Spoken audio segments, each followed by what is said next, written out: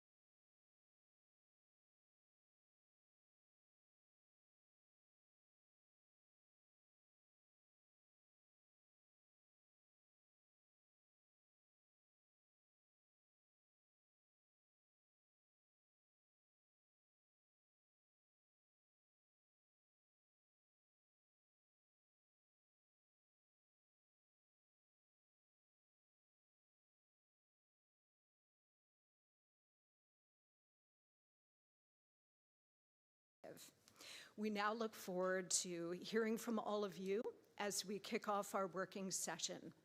The working session will be divided into 4 different topics: artificial intelligence in education, EdTech tools, digital literacy and skills, and safety and protection online.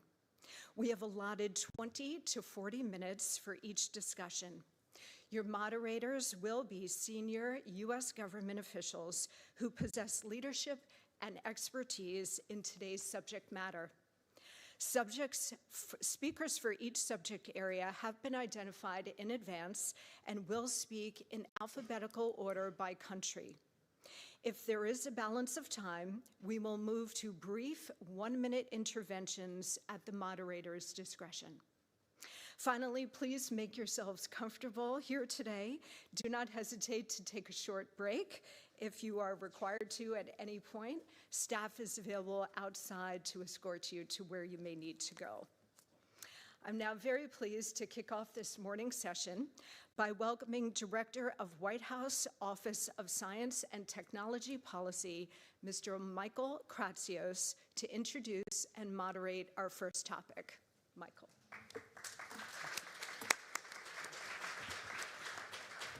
I want to thank First Lady Melania Trump for hosting today's Fostering the Future Together Global Summit. This is a historic convening of dozens of First Ladies and gentlemen from around the world at a truly critical inflection point as our nations navigate the future of children and technology. As the President's National Science and Technology Advisor, I work closely with the First Lady and administration leaders here today on policies to ensure America's children can thrive in the digital age. Just last week, the White House released a national legislative framework for AI, which called on Congress to strengthen online protections for children. At the same time, we are working to proactively prepare and empower young people to fully realize the benefits of AI. The United States is committed to expanding AI education in K-12 schools nationwide. Our First Lady herself has spearheaded many of our AI education initiatives, launching the Presidential AI Challenge and securing hundreds of millions of dollars in commitments from the private sector and nonprofits to provide free AI tools to students, educators, and parents. We're also working closely with the Department of Education, the Department of Energy, and the National Science Foundation to invest in and expand AI education programs, especially those that help teachers learn to teach about AI at different age-appropriate stages. The most important thing we can do collectively to set the next generation up for success is to prepare them to use, understand, and build AI. And that starts with K-12 classrooms. Every student should learn basic foundational knowledge about AI, what algorithms are, how machine learning works, what technology is good for, and what is it that their limitations are. Teaching about AI in K-12 isn't only about inspiring future STEM leaders. Every career path will use AI as a tool in some way. So every child should be able to fully take advantage of AI applications with confidence and with responsibility. Recognizing that AI in education is a pressing issue all around the world, we very much look forward to the robust discussion and insights that will take place today. Thank you.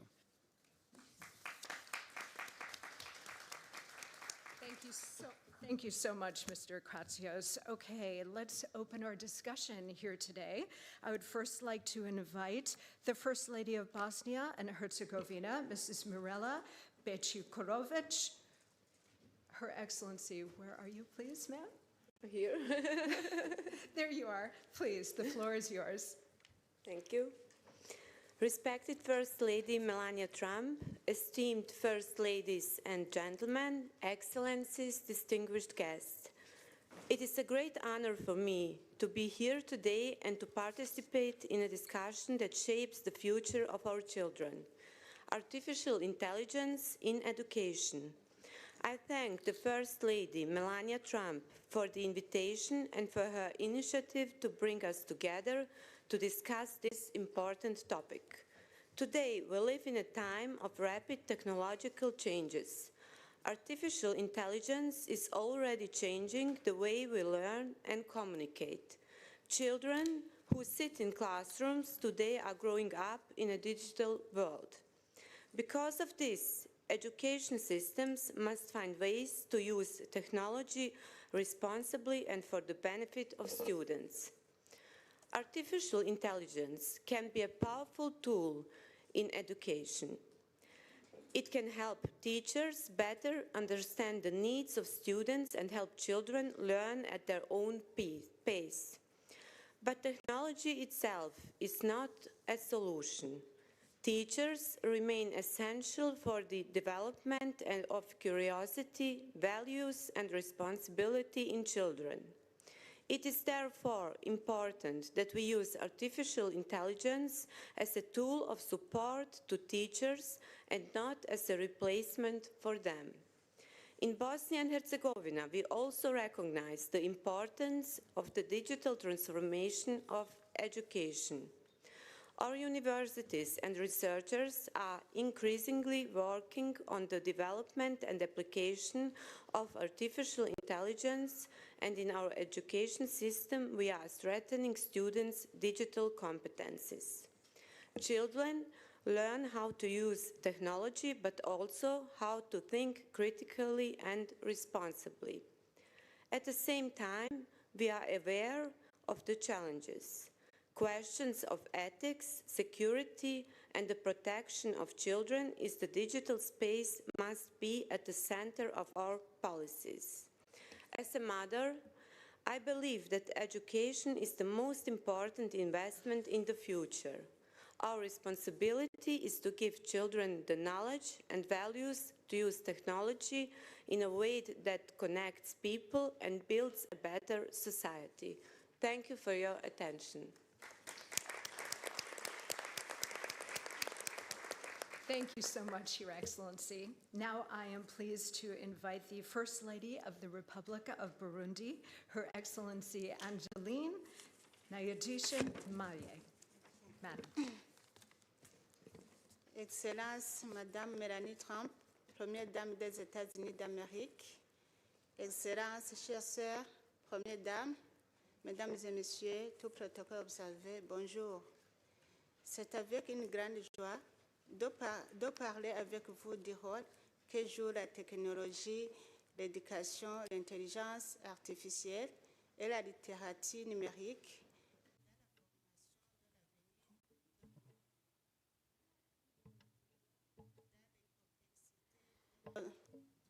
We're living in the complexity of our world that is evolving. It's important to recognize the transforming power of digital tools. In addition, including artificial intelligence in education can be of great benefit. It can customize learning by adapting to the individual needs of students. It can also help teachers follow progress of students and integrate teaching methods based on scientific research. However, with the advances of our responsibilities, while we promote digital literacy, we must also prioritize security and protection. It's important for our students not only learn how to use technology, but also understand the importance of navigating digital spaces in a responsible and safe way. By investing in digital tools and including artificial intelligence and encouraging curiosities and promoting security, we can cultivate future generations of learners, not only to acquire knowledge, but also to innovate, research, and create solutions. Thank you. Thank you very much, Madam.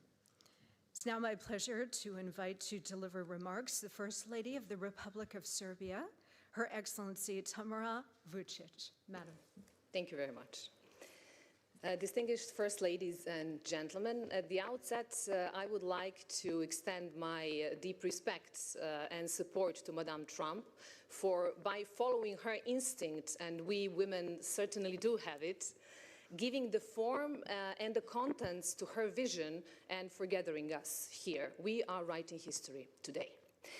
Ladies and gentlemen, we live in two worlds, digital and real one, offline and online, and we can neither ignore nor ban them. The Republic of Serbia is guided by the fact that well-being in digital environment, just like in the real life, is a path for personal development which requires education, not only limitations. Therefore, instead of short-time prohibitory measures, we promote the digital immunity. Our objective is not to isolate children, but to make them stronger in order to recognize the danger. Serbia has introduced computer programming to all elementary schools and a subject called the digital world starting from the first grade. The fundamentals of understanding artificial intelligence have become part of the curriculum in elementary and secondary schools, and according to UNESCO data, we are one of only 11 countries in the world that successfully implemented this. What we are especially proud of is that the digital transformation in education has been accompanied by improvements in the system for child protection. The National Contact Center for Children's Safety on the Internet, Smart and Safe, has been established as a system of direct support for children, parents, and teachers. This is the first and so far the only institutional mechanism in the region that addresses the prevention and response to threats against children in the digital environment. Ladies and gentlemen, Serbia is today the chair of the Global Partnership on Artificial Intelligence and proudly becoming the member of the Fostering the Future Together Global Coalition. To conclude, technology is neither good nor bad. Technology, in my opinion, is our test of humanity. This coalition gives us strength and the framework to successfully pass this test. Serbia stands with you, with this coalition, to the benefit of all our children. I thank you. Thank you very much, Madam. Merci. We do have a few gentlemen with us today, and now I am delighted to welcome to deliver remarks the first gentleman of the Republic of Slovenia, His Excellency Aleš Musar. Spoštovana prva dama ZDA, distinguished First Lady of the United States, dear colleagues and friends. When a high school professor of chemistry requested that all of us should, by the end of the month, have calculators, it was met with astonishment and even outcry among some of our parents. For centuries, everyone made calculations by hand. Why should we change this venerable practice? It will leave more time for chemistry, argued my professor. Your children will get better education.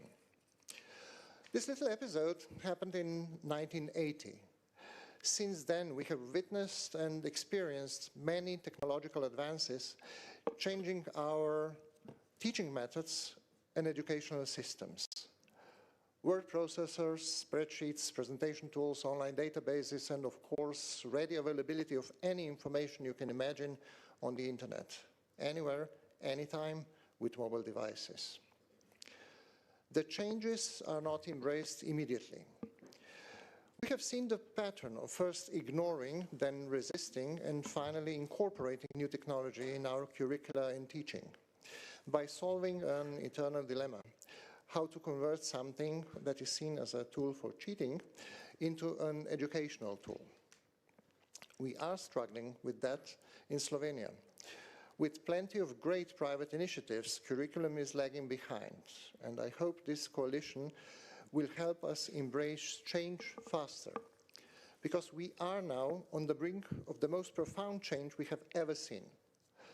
Artificial intelligence brings into education both amazing opportunities and significant challenges.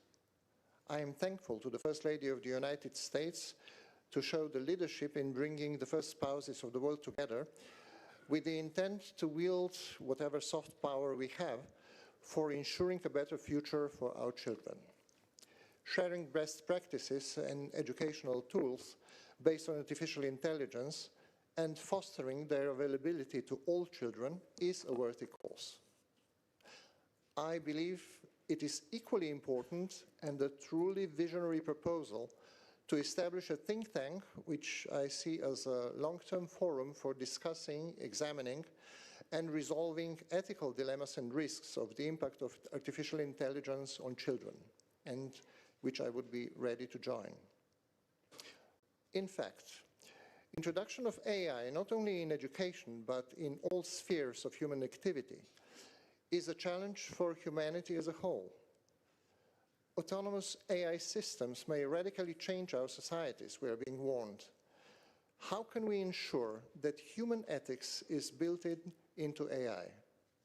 Will it reach a point of singularity?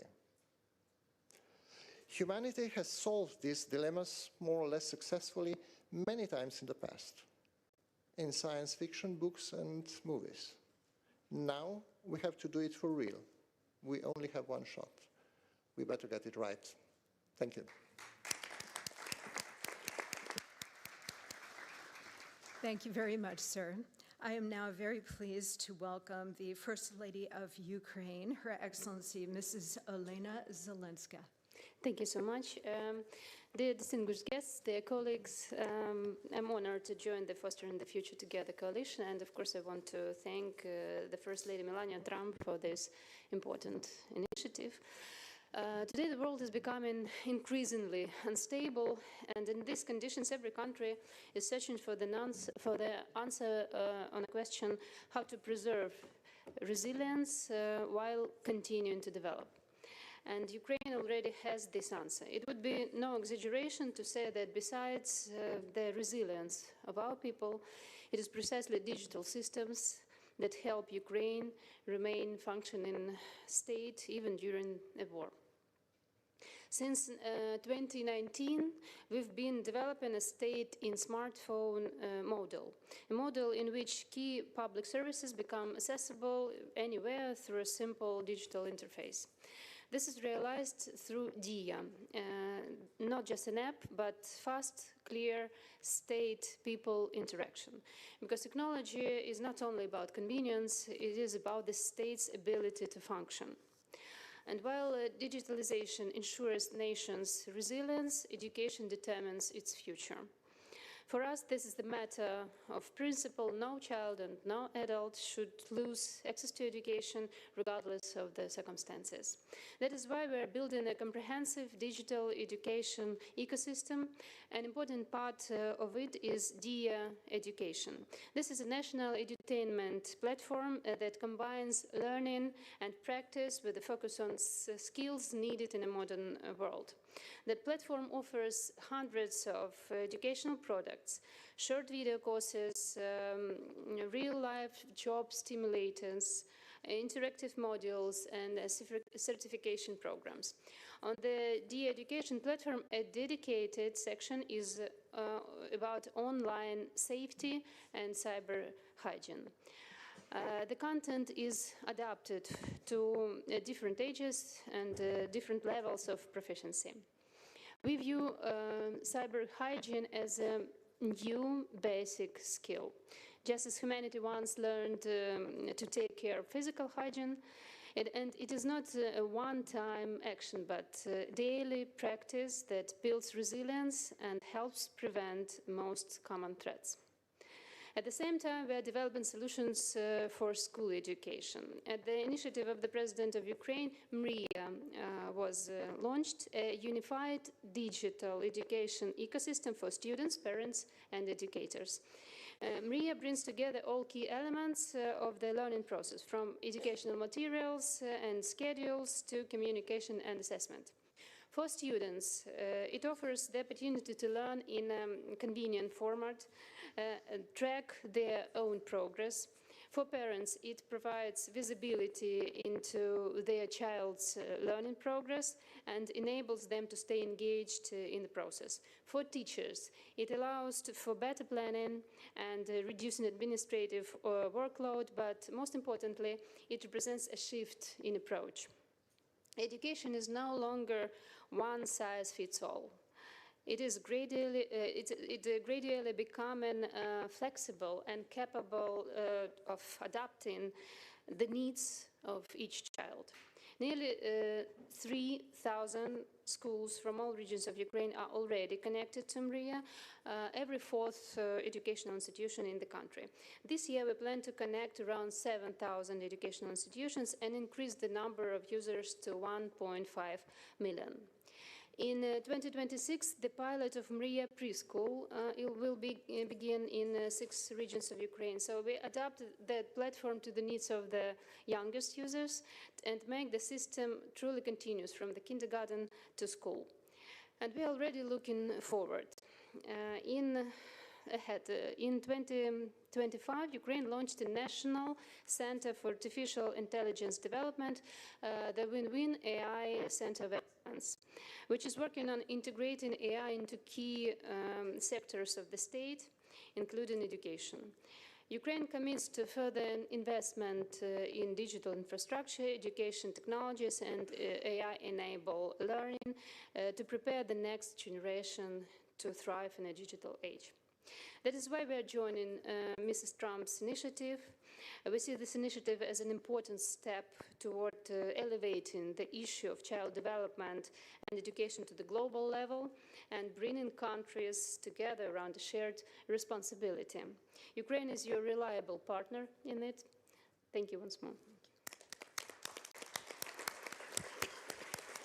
Thank you very much, Madam.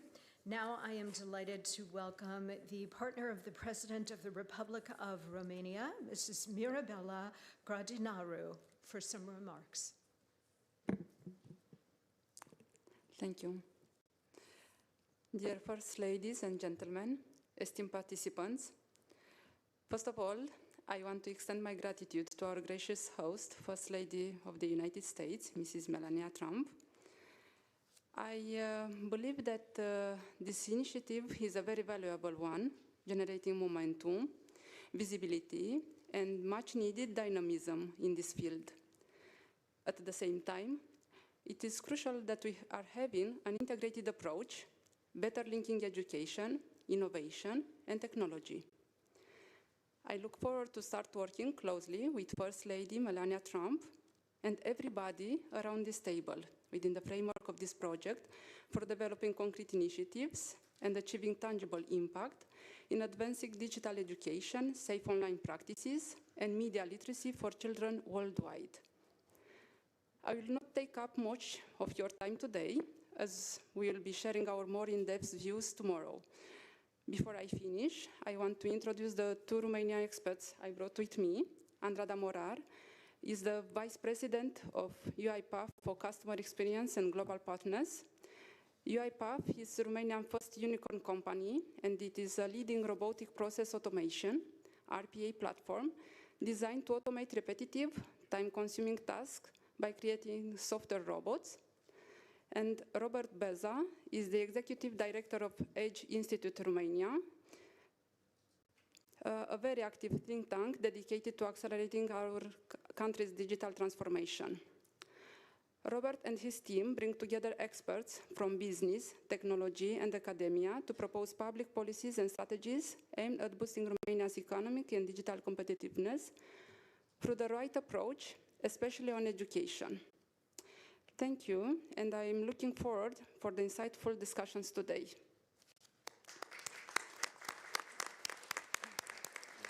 Thank you very much, Madam. Now I'd like to invite the First Lady of the Republic of Estonia, Mrs. Sirje Karas.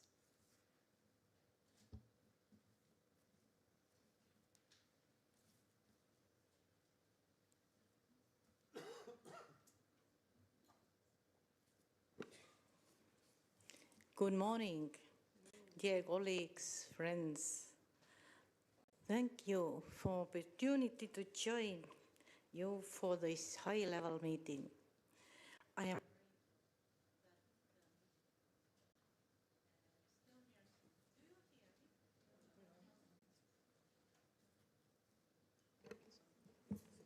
Maybe you can. No. Okay. I got very, Yes, now we can hear I you. got very good friend here. Thank you. I am grateful that Estonia's experience can be shared in this coalition. Launched under the leadership of the First Lady of the United States, this format is important because it creates space to talk about children's well-being while balancing innovation with responsibility. Education shapes a person's life and well-being more than anything else. It influences future opportunities, health, and a sense of belongings. That is why quality education matters so deeply to every society. Today, education is increasingly digital. My country, Estonia, underwent a major societal digital transformation in the mid-1990s, known as the Tiger Leap. This created a strong foundation for the leap we are now making, the AI leap. From Estonians' perspective, AI in education is an issue we must address now. Artificial intelligence is already part of our children's everyday reality, so we have to choose to guide these developments rather than simply react to them. That is the purpose of Estonians' AI leap in education.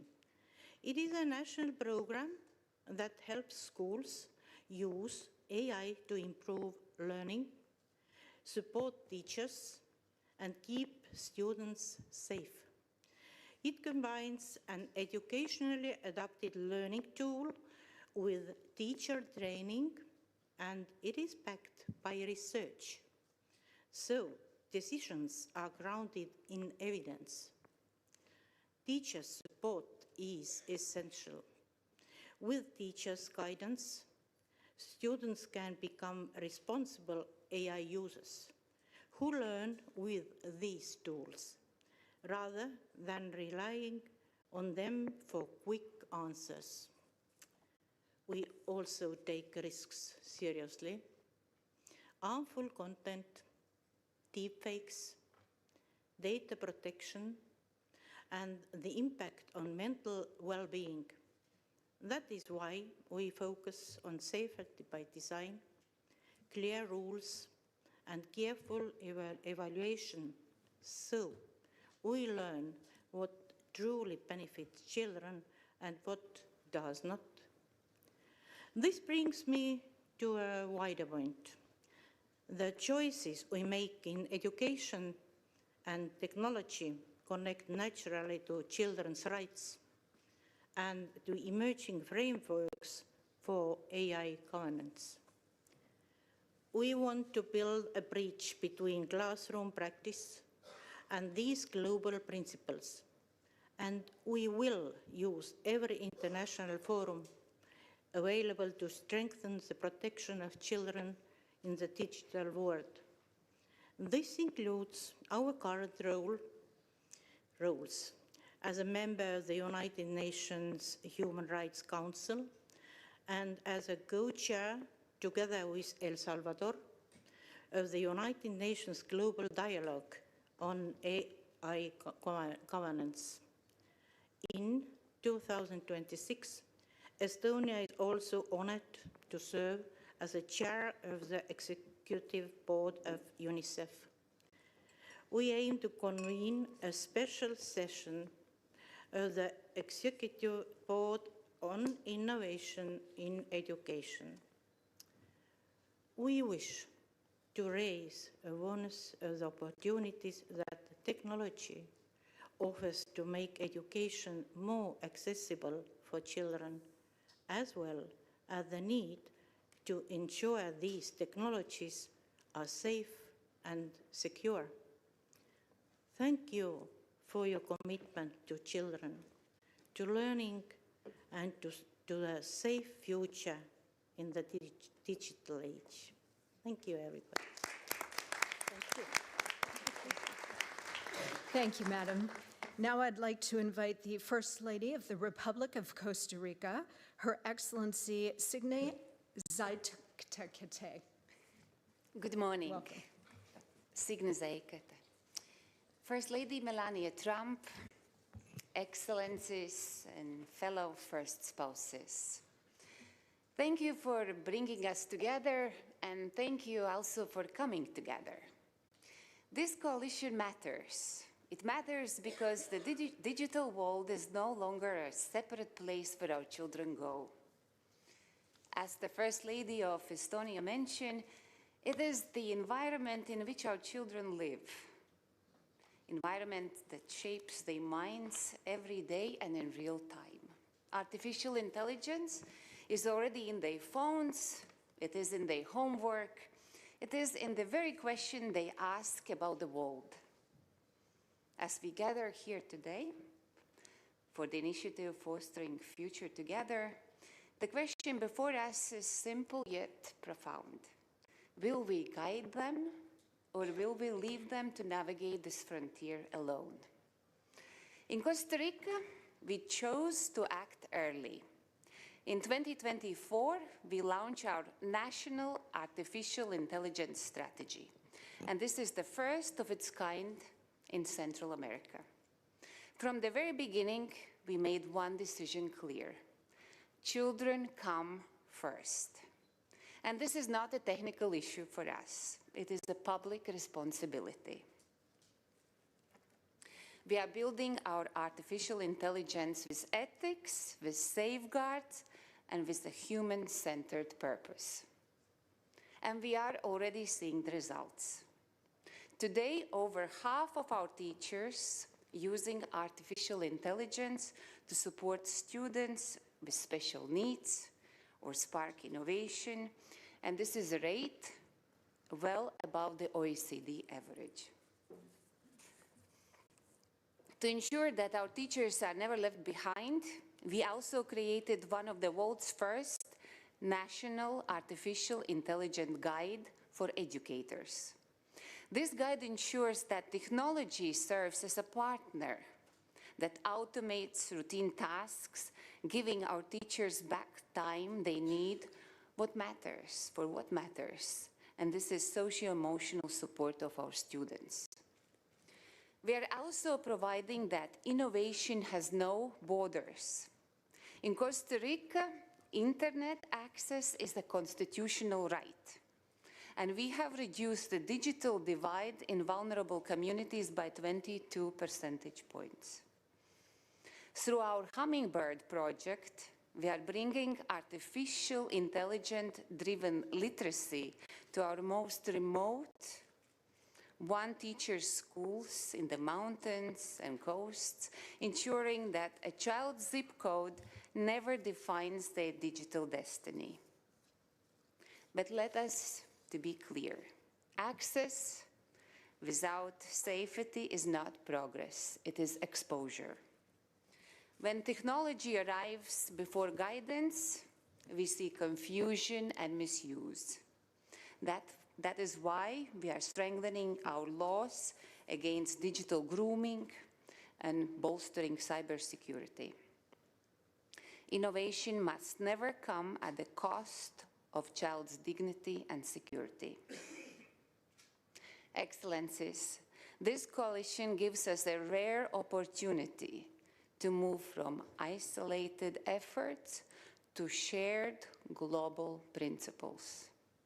And we must shape it together with intention and with the belief that every child, everywhere, deserves a future where technology expands their potential without ever diminishing their humanity.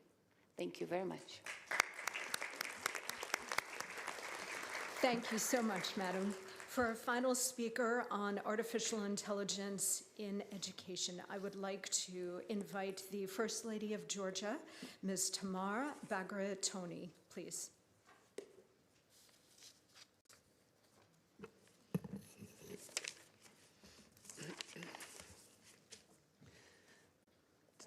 distinguished First Ladies, honorable guests.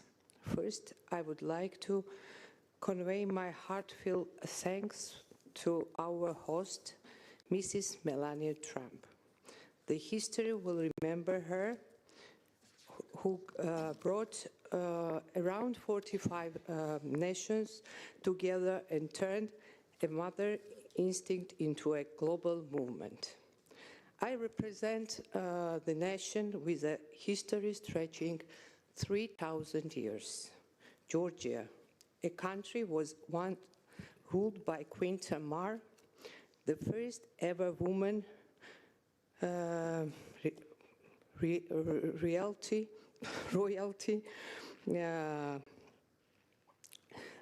referred to as a king, who believed that the leader's greatest is measured by how they protects the most in needs. Today we are united by one shared responsibility, the well-being and future of our children. I am fully committed to this as a First Lady, but first and foremost, I speak as a mother of four, one who understands personally the context representatively of protecting a child's well-being. Every parent who knows the quiet tension we carry, the will to protect our children for harm, at the same time allowing them the freedom to grow, to explore, and the benefit from the opportunities of the rapidly advanced world. This balance is not simple. It is a daily struggle, silent, invisible, but very real, shared across families everywhere. We cannot choose between safety and development. Our responsibility is to ensure both. This is why thoughtful solution matters so deeply. Solution that allows our children not only to strive and to innovate, but also remain open, curious, and connected, free to play and engage and step into the future with confidence. In Georgia, we're undertaking important steps towards comprehensive digital transformation. Our nation approach is guided by the principle of the middle way, a framework that seeks to balance technological innovation with the protection of human dignity, fundamental rights, and above all, children's safety. Thank you for your attention. Thank you, Madam, and thanks to all of you for a very interesting and very important initial conversation on AI in education. I would now like to welcome the U.S. Secretary of Education, Linda McMahon, to introduce our second topic.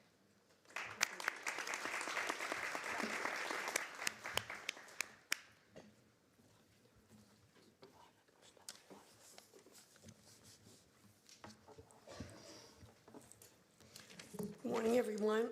It's indeed a pleasure to be here with you. Thank you, Ambassador, for having me this morning.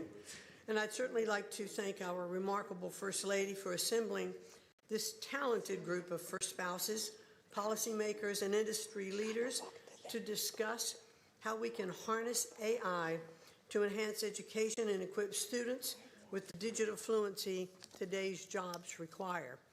And just to step aside for 1 second from my prepared comments, I would just like to say how impressed I am with all of the comments that I have heard so far this morning. The sharing of the thoughts of mothers, of leaders of countries who bring their passion for not only their own children, but the children of their countries. So I welcome those remarks. I am so grateful to hear this and for all of us to understand that there is no one size fits all, and that as we all are in our respective countries and communities and industries, Thank you all for this devotion and commitment to not only embracing AI, but to also understanding its use as a tool, but that it must have guardrails so that our children are protected and can benefit from the greatest aspect of embracing this technology. So thank you for that. Artificial intelligence is a technological leap on par with the invention of the printing press and the rise of the internet. It is no longer just a transformative technology, but a foundational one that is already shaping the world around us. In education especially, it can serve as a powerful equalizer, opening doors of opportunity for students and expanding access to quality learning. And I've seen this firsthand in my 50-state tour while visiting the Alpha School in Austin, Texas, where each student has an individual AI tutor for the first 2 hours of the day that can identify their individual needs and help remediate their lagging learning spots. The genius of the Alpha School is how an AI-supported, customized learning path is guided by a teacher to personalize support for each student, to help students explore their life goals, and to teach them the skills necessary to achieve them. As a result, their students are mastering material at a pace over 2 times faster than national benchmarks.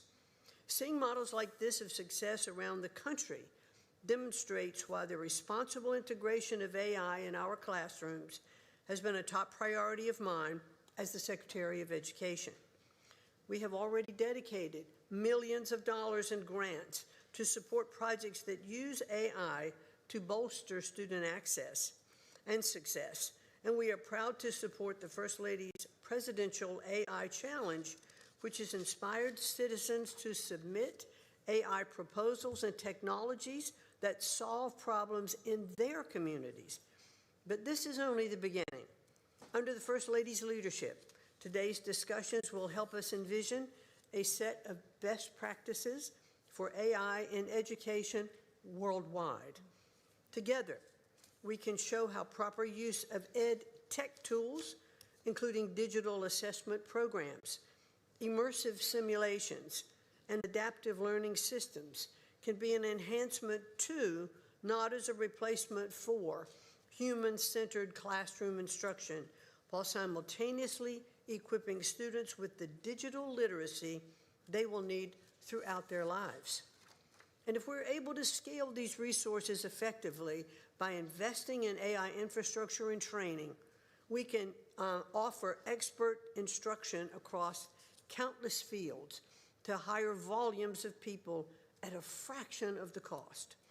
I'm looking forward to learning from you all today and seeing how locally led innovation and national ingenuity can come together to forge a brighter future for our students and ensure that they are prepared to thrive in an economy that still depends on capable and skilled people.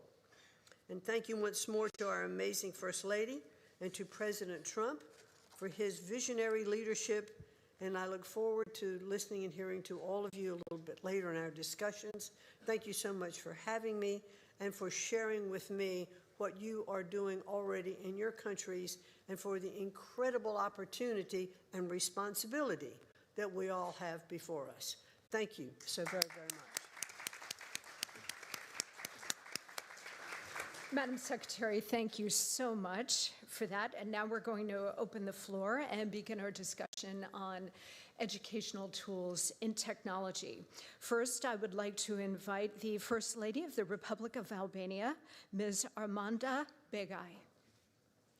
Thank you.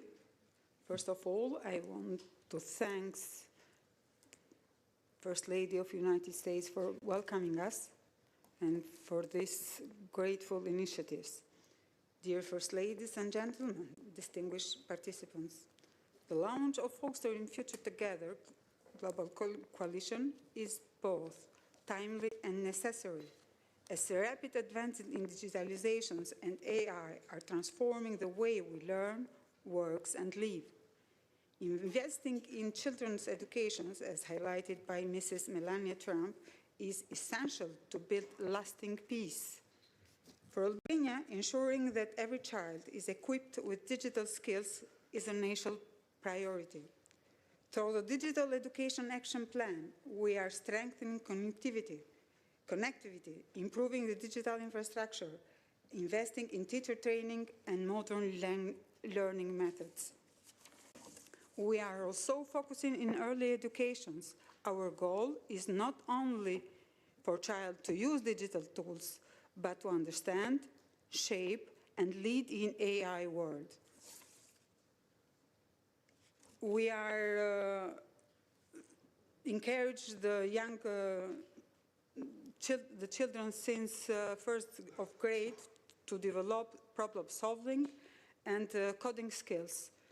Through the programs that support those learning, we are looking forward to have good, that children have good skills in the future. We also are placing a strong emphasis in online safety. Of course, change remains, particularly in bridging gaps between rural and urban areas. And in this regard, we strongly support the objective of coalitions, especially its efforts to make advanced technology accessible to children, educators, and families. Albania is looking forward to work all together in this new world, AI age. Thank you. Thank you, Madam. Now I'd like to invite the spouse of the Prime Minister of the People's Republic of Bangladesh, Her Excellency Zubaida Rahman. Thank you. Bismillahirrahmanirrahim. Madam First Lady of the United States, Mrs. Melania Trump, distinguished first spouses, excellencies, industry leaders, ladies and gentlemen, a very good morning to you all. It is a great honor to join you all today at the historic Fostering the Future Together Global Coalition Summit. I sincerely thank the First Lady for bringing us together from across the world for a cause that touches every nation, the promise and potential of our children. We recognize that the future of every country is written in the lives of its children. The care we provide today, the education we invest in, and the values we nurture will shape the nations they build tomorrow. I come here at an important moment for my country, under the leadership of my husband, Tariq Rahman, the Prime Minister of Bangladesh. Our recently elected democratic government has taken office with an overwhelming mandate to build a more inclusive and forward-looking nation. Our government has already launched initiatives such as the Family Card and Farmers Card, providing financial benefits that strengthen households and also ensure children grow in secure, nurturing environments. As a medical doctor, I'm deeply committed to ensuring accessible, quality health care for every child, focusing not only on treatment, but on prevention from the earliest stages of life. My work with the Ziaur Rahman Foundation and Shurobhi has further strengthened my dedication to advancing education, youth development, and community well-being. We believe that responsible use of artificial intelligence can transform education, especially in countries like Bangladesh, where access to trained teachers and resources remain uneven. Our government is equipping both teachers and students with the tools they need to thrive in a digital age. Our government is providing teachers with tablet computers, updating teaching materials, digital curricula, and innovative methods. Classrooms are evolving to include multimedia contents, encouraging teamwork, creativity, and moral development. Technology, particularly EdTech, plays a central role in reducing disparities between urban and rural communities. At the same time, we are committed to ensuring the safe and ethical use of these tools so that children grow in secure and supportive environments. Bangladesh has a strong legacy in empowering women. Former Prime Minister Begum Khaleda Zia advanced women's rights and introduced free education for girls up to grade 12. Our government is committed to ensuring free education for women up to postgraduate levels. Shahid President Ziaur Rahman laid the foundation of the garment industry, creating opportunities for millions of women. These efforts demonstrate that when women are empowered, families are strengthened and children prosper. We also recognize the importance of partnerships. By working with the private sector and our global partners, we aim to expand safe digital spaces, train teachers, empower parents, and improve the quality of education for all. With strong technological cooperation, we seek to connect every region, protect every child, and personalize every learning journey. Together, we can raise a generation that is resilient, compassionate, and prepared for the future. In closing, I express my heartfelt gratitude to the Madam First Lady of the United States.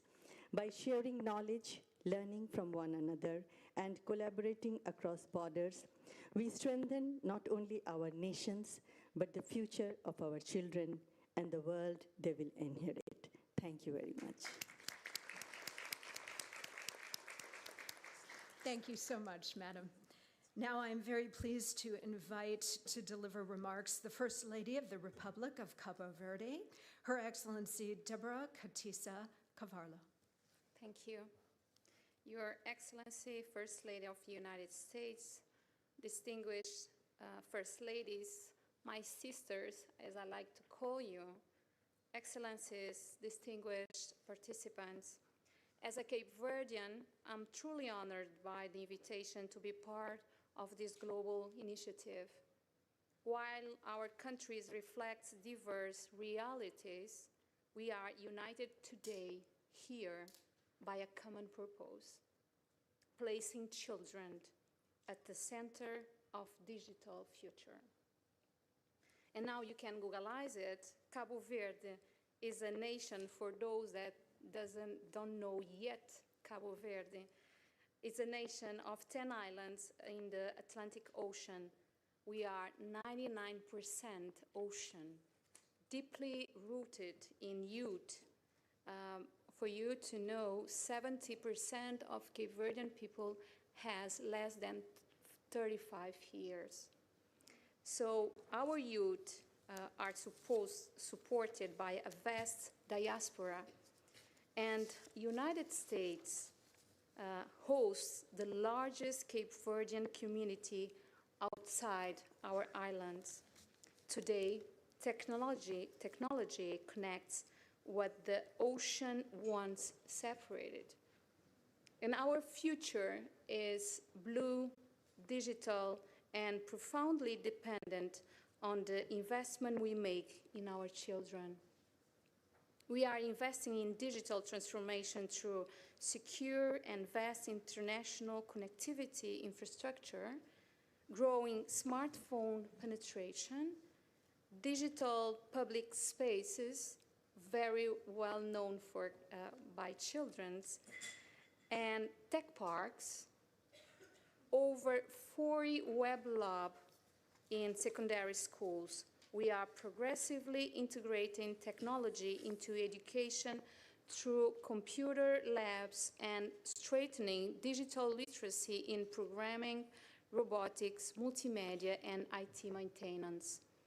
As a First Lady, I have actively contributed to reducing digital inequality by supporting access to device and connectivity for children and adolescents that are in vulnerable social and economic situation.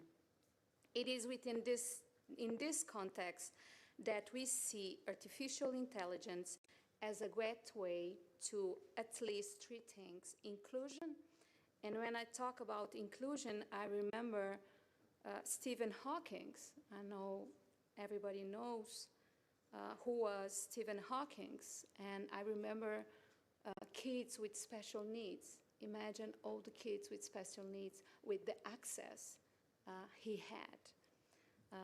All of them could give to the world, not only to a country, but to the world, the best potential they have. And about equity, I'm thinking about the presence of girls and women in IT world. We are underrepresented in this world. So we must prepare equipping our young people to thrive in a global world where their talents can flourish. However, excellencies, there are at least two fundamental pillars that must guide and safeguard this gateway: family and school. School do more than teach. They educate, they influence and shape character. Teachers are role models and must guide the use of technology. Behind encouraging its use, they must teach how to use it critically and responsibly. Families, too, face challenges. Often, children are more technological skilled than their parents. Parents must therefore be supported, empowered, and engaged to ensure consistent guidance and oversight. In past, danger was in the street. At my time, when I was a kid, the danger was at the street. But today, it may be inside the home, just one click away. An integrated approach is essential. Includes digital education, stronger online protection, and greater accountability of technology platforms. Because every child matters, and no country can face the challenges of the digital age alone. We are committed to working with all of you to ensure that our children become not only digital creators, but also peacemakers, building bridge of dialogue, building bridge of understanding, and bridge of empathy across the world. AI for all. Thank you all. Thank you, Madam. Now I would like to invite the First Lady of the Dominican Republic, Mrs. Raquel Abarria. Yes. Good afternoon, everyone. As I said before at the beginning, do you hear me? We are all a great big family working together. So please allow me to speak in Spanish, which is my, if you would like to be so kind, it's Channel 9 in Spanish. Permítame iniciar saludando. Let me begin by commending on behalf of the Dominican Republic and my own name the very valuable work and initiative of First Lady Melania Trump to convene this First Ladies to participate in this global coalition building the future together with the aim of promoting all of our children through education. Today we are facing a combined challenge. In the Dominican Republic, we have taken on this challenge as an opportunity to transform our educational system. In recent years, we have moved from a system based on memory and memorization to one that is based on skills, that focuses on know-how. We are seeking to create students who are capable of critical thinking, to resolve issues and problems, that is to say, problem-solving oriented, in a world that is changing every day. Teachers, la tecnología juega un papel fundamental. Technology plays a key role in this process. Today, it is an ongoing aspect, and it is part of everything that we are doing. It is cross-cutting in this regard, and we are training our teachers. We need to train our teachers, ensuring that technology is a teaching tool that is, in its essence, effective. As part of our efforts, we have created programs that are focused on understanding ITCs and the 21st century.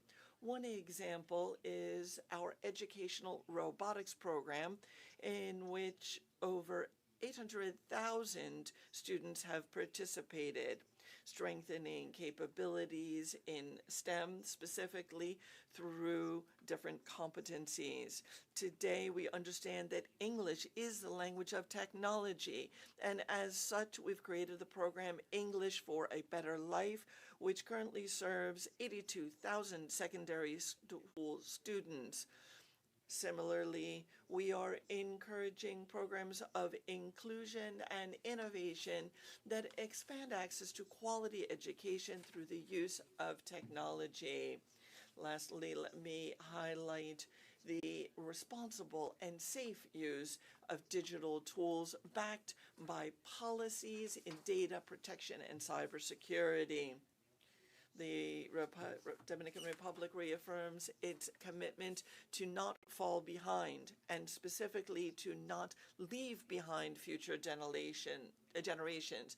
Through our 2030 digital agenda, we are working to create future citizens that are capable, responsible, and that they understand what the responsible use of technology and AI means. Thank you to Melania Trump, distinguished First Ladies and gentlemen, everyone. I am confident, fully confident, that this coalition will foster new and improved best practices for all of our boys, girls, and adolescents. Thank you. Muchas gracias, Madam. Now I would like to invite the First Lady of the Republic of Guatemala, Her Excellency Lucrecia Eugenia Penado Villanueva. Thank you for the opportunity, Your Excellencies, Mrs. Melania Trump, First Lady of the United States, and all other spouses of heads of state and distinguished guests. For Guatemala, it is an honor to participate in this initiative, Fostering the Future Together, and reaffirm of our compromise to a shared goal of protection and innovation, as well as education for children. I will also invite you, as we are in the American continent, to please use the adequate channel to listen to the rest of my participation in Spanish. For Guatemala, managing the digital transformation as a strategic priority in public policy is one of our priorities.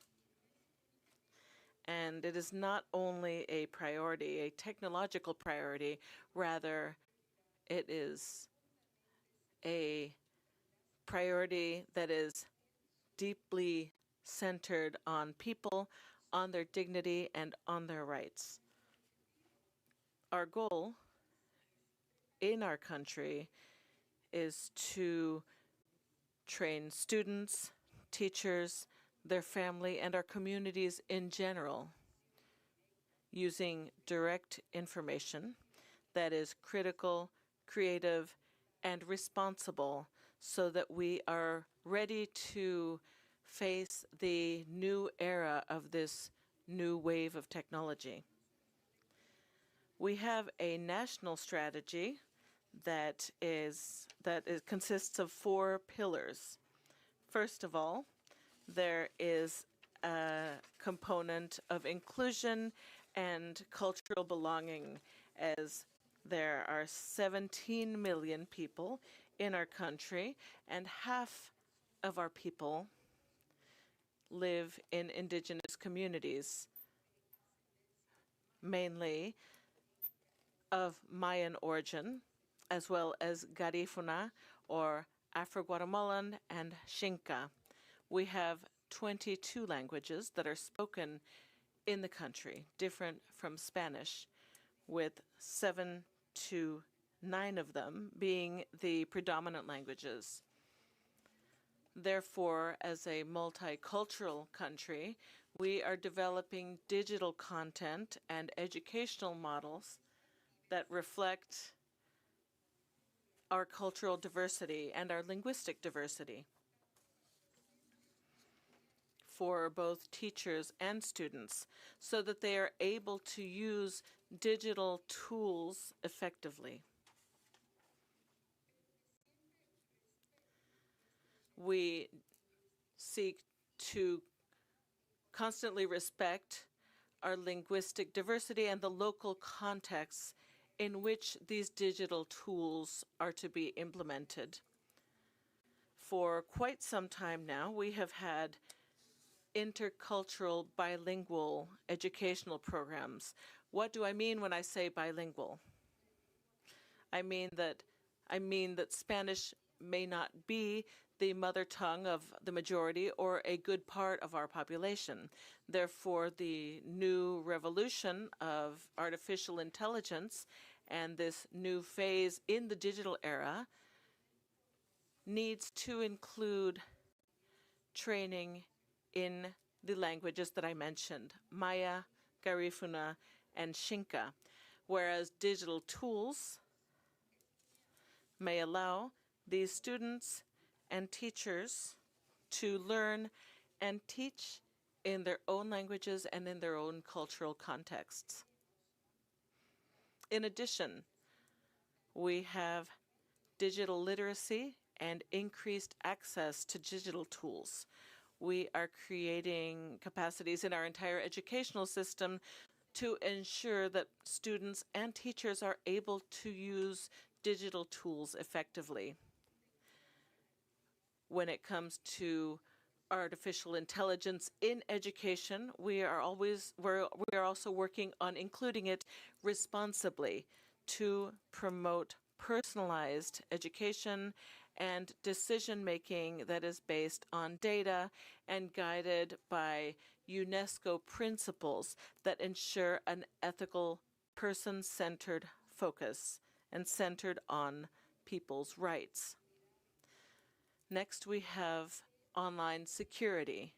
We believe faithfully, and we act on this belief, that innovation must occur in safe spaces for our children, our young people, our adolescents. In a country where half of our population is under 22 years of age, this is obviously critical.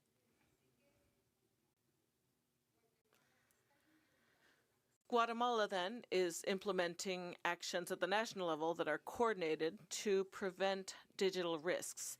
These include strategies led by our Office Against Sexual Violence, Exploitation, and Human Trafficking. We also recognize that this challenge evolves quickly. There are new threats, such as damaging content generated by AI itself, by other encrypted platforms, and transnational exploitation networks. Therefore, we need more coordination at the institutional level. We need to be better able to investigate digital crimes, and we need a more integrated response at the national level. We are committed to that, and that is what we are currently doing. So we strengthen existing platforms to manage prevention and response to these threats. There are digital complaint mechanisms, prevention campaigns, and coordination mechanisms at the interinstitutional level that bring together education, security, and child protection.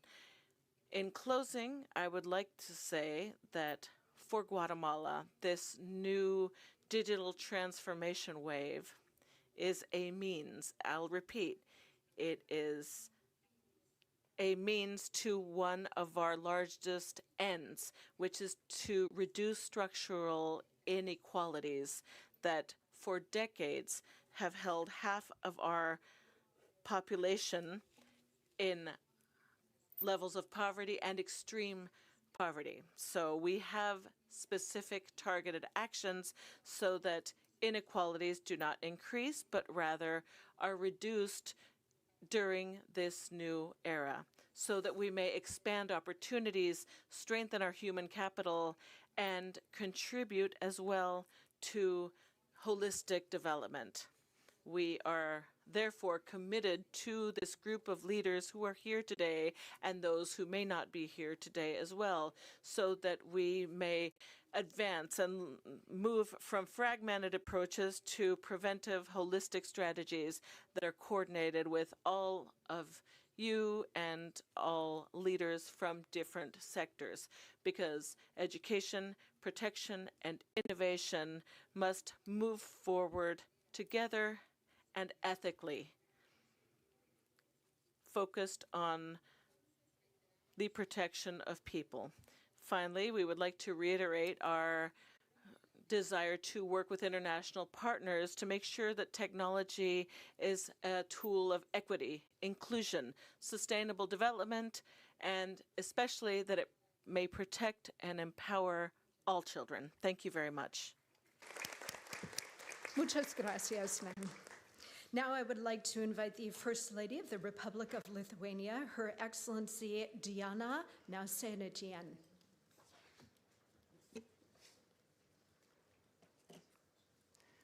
Honorable First Ladies and Gentlemen, distinguished participants of this historic event. We are all living in an era when artificial intelligence expands in all areas of our human life, and it's even catching up with its creator. Timely beginning of a discussion on what the development of AI means for our future is crucial. We must speak about both great opportunities ahead and the potential dangers. This makes it essential to listen to academic analysis, scientific forecasts, and experiences of different countries. It's very important that the First Lady of the United States of America, Melania Trump, proactively leads and has launched a significant global initiative. Lithuania supports the look at the development of AI through the lens of children as the most sensitive group in society. And I am delighted to greet all far-sighted supporters of this mission, the insightful spouses of world leaders. We are here today from all over the world, united by a shared commitment to ensure that modern technologies serve for the well-being of our children and peaceful future. Ladies and gentlemen, there is enormous potential for progress. By applying technology wisely, we can ensure that quality education is accessible to everyone, regardless of special needs, place of residence, or social status.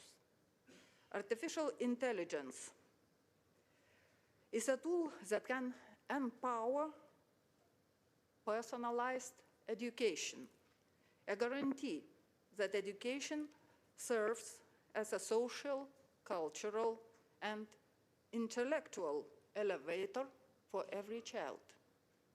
Lithuania is open to cooperation in developing the EdTech tools of tomorrow. Our businesses have already created solutions for the personalized learning revolution, which enables the identification of knowledge gaps and the creation of personalized learning paths for every student. Teachers can now design customized lessons in just a few minutes, adapted to students' diverse abilities.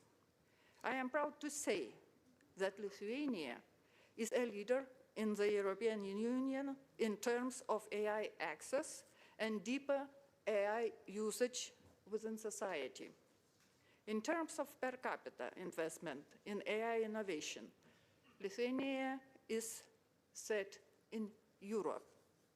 We have already done important homework in the area of infrastructure necessary for AI. Lithuania has a strategic advantage: exceptionally fast growing capacities of domestically generated electricity using low-cost resources, while the small modular reactors are our near future. An established national data lake, pending new AI factory, ranking in the top 6 globally in cybersecurity. These are just a few examples of our technological achievements. This path is backed by a wisely managed macroeconomic policy. Since the year 2019, Lithuania did not suffer any GDP contraction and demonstrates further robust growth. The next step is greater investment in AI and digital skills, both in education and the economy. We aim to give every child the opportunity to try their hand at engineering and digital technology. We have 10 regional STEAM centers developing engineering high schools and fostering robotics. Also, the reality is changing. Teachers remains at the heart of educational system. Humanity will have no future if our educators will teach only technology. We need to install humanistic and ethical values in them. And we, the international community, will be united in seeking to introduce high ethical norms, universal standards, respective safeguards across the globe. Ladies and gentlemen, I would like to once again express gratitude to the First Lady of the United States, Melania Trump, for the strength of this substantial initiative.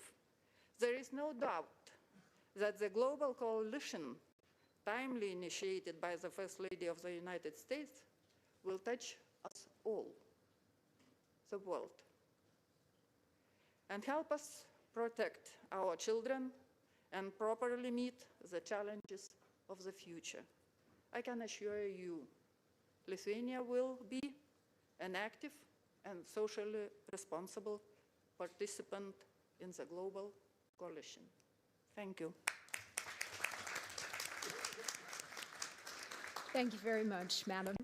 Now I am pleased to introduce the First Lady of the Federation of St. Kitts and Nevis to deliver remarks, Mrs. Diani Prince-Drew.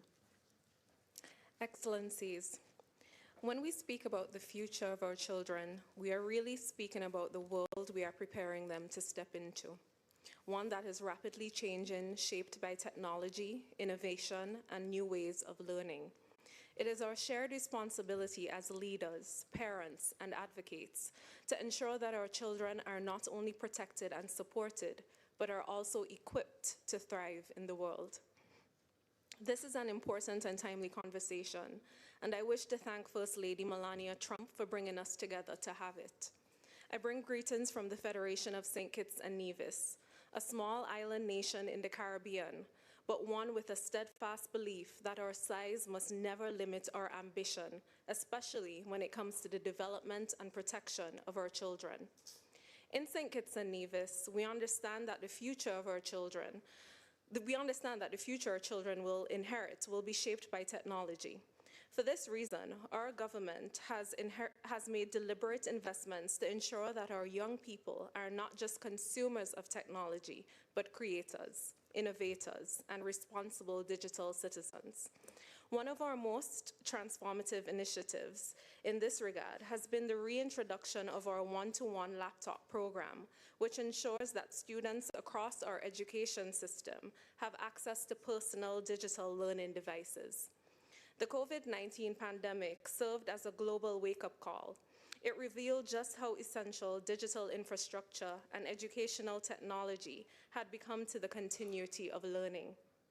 In response, St. Kitts and Nevis accelerated investments in our digital education framework, strengthening connectivity, equipping classrooms with modern tools, and expanding access to technology for students and teachers alike.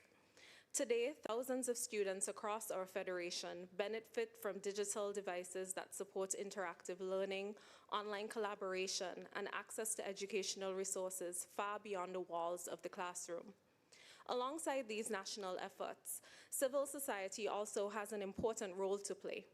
Through my nonprofit foundation, the Joy Project, we work to support children and families across our federation by responding in practical ways to needs within our communities.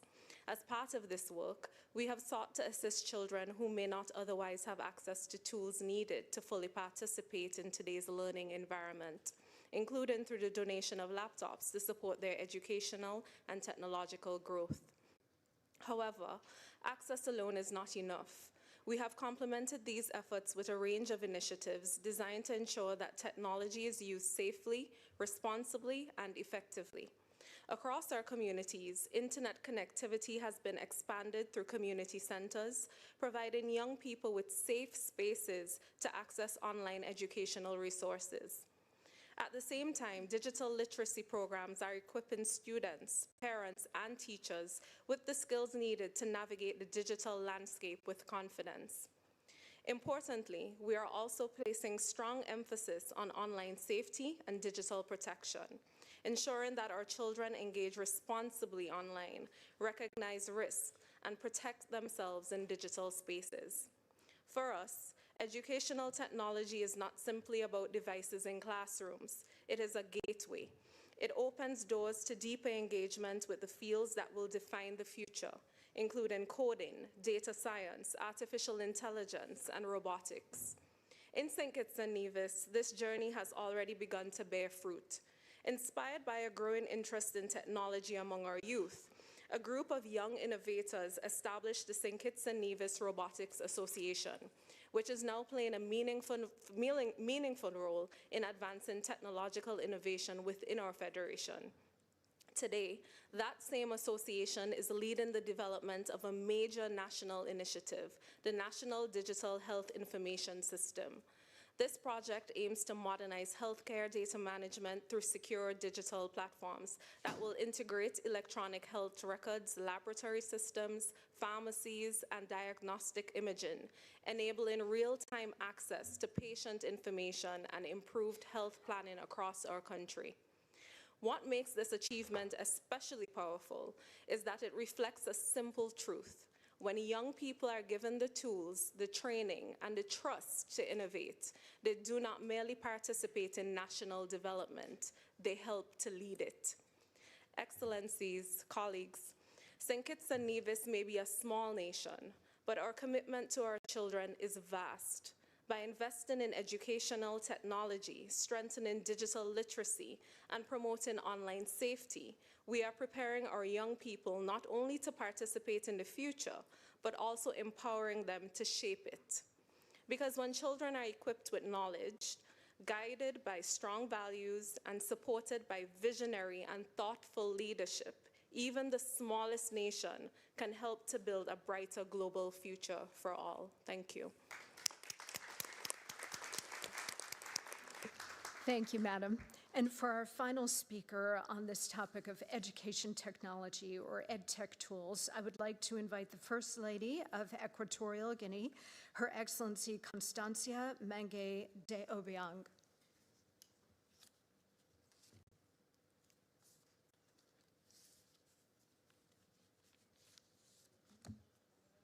Melania Trump, primera dama de los Estados Unidos.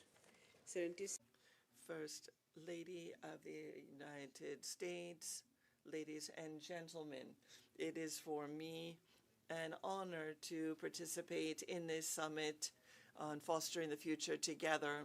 And I would firstly like to thank Her Excellency Melania Trump, First Lady of the United States, for promoting this initiative and for bringing us here together to share our perspectives on a common challenge, that is ensuring that our children grow up in an environment that is capable of grappling with the challenges of the 21st century. We believe that AI can indeed become a strategic tool in improving the quality of education in our nation, as well as reinforcing existing programs through the integration of new intelligent platforms so that students can access content and foster their learning, the pace of such learning, and to do so in a responsible and socio-cultural appropriate fashion. Equatorial Guinea is committed to the use of these new tools in education. We are convinced that working together, we can build a better future so that our children can enjoy the tools needed to learn, grow, and contribute to the development of our societies and an increasingly better world. Let me conclude by noting that our children are our future. All scientific and theological ideas have come to fruition as children have grown and become adults. This progress and process will continue and will certainly benefit current and all future generations. Thank you very much. Very much, Madam, and thanks to all of you for that very important and interesting conversation about education technology. Now, I'm very pleased to welcome my friend and colleague, Deputy Secretary of State Christopher Landau, to introduce our third subject. Thank you. Thank you very much, Monica, and I want to thank our First Lady for organizing this. It's amazing to see this incredible group of delegations here.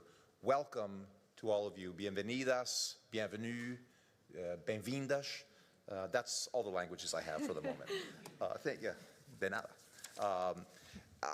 This is very exciting, you know, and I'm very happy to have my own wife here, Caroline. Thank you for being here. And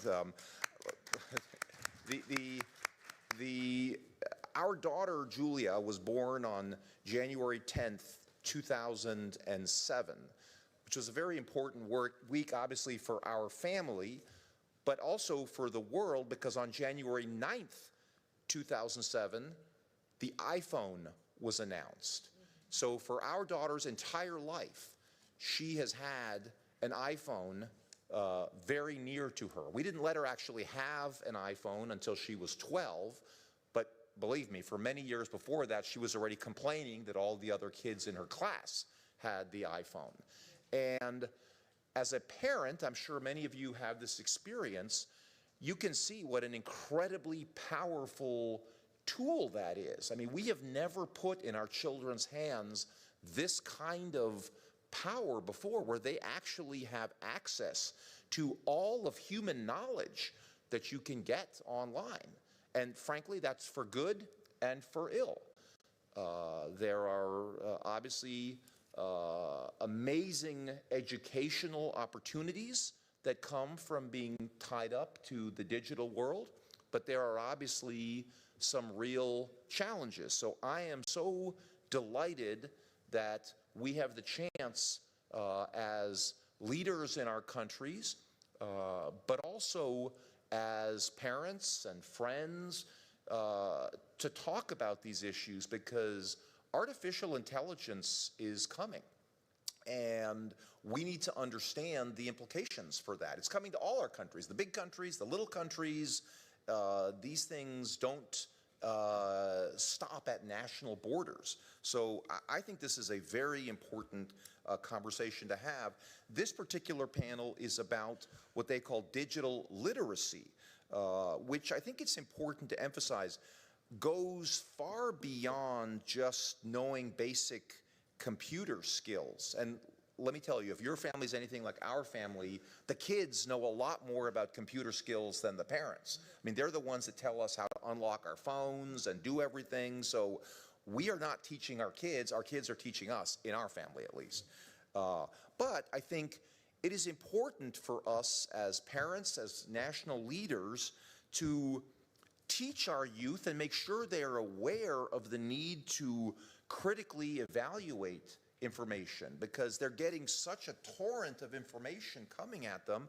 They need to be able to do some critical analysis to be able to understand not everything you see on the internet is true. Particularly now with AI, it is very easy to manipulate a photo or a video. In fact, it's really the only thing I know how to do on AI is to take a photograph and say, please add a flag behind me in the photograph. Or I just had a very nice photograph taken where we're all in black tie, but there was a car behind us. I said, please put us in front of a palace. And all of a sudden I had a photograph, the same photograph, we're standing in front of a palace. I mean, you can do lots of fun things, but that photograph is actually fake. It never existed. So I just think it's important for our children to understand the possibility for manipulation.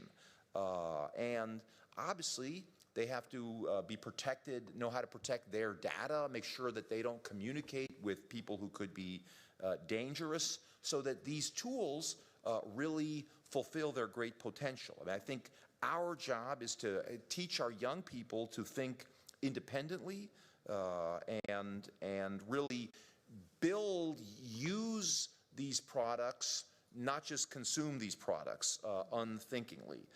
So, you know, I think the First Lady's point is that digital literacy should supplement and supplant actual literacy, not, you know, should supplement it, but ultimately you still need actual literacy. I mean, nothing is going to ever replace that. And critical thinking and creativity, those are the hallmarks that I think we need to make sure our children don't lose as they get sucked into the world of these phones. As our First Lady said recently in a national address from the White House, choose to let your imagination drive your intellectual progress. Never use AI as a quick solution. Be intellectually honest with yourself. Use AI as a tool, but do not let it replace your personal intelligence.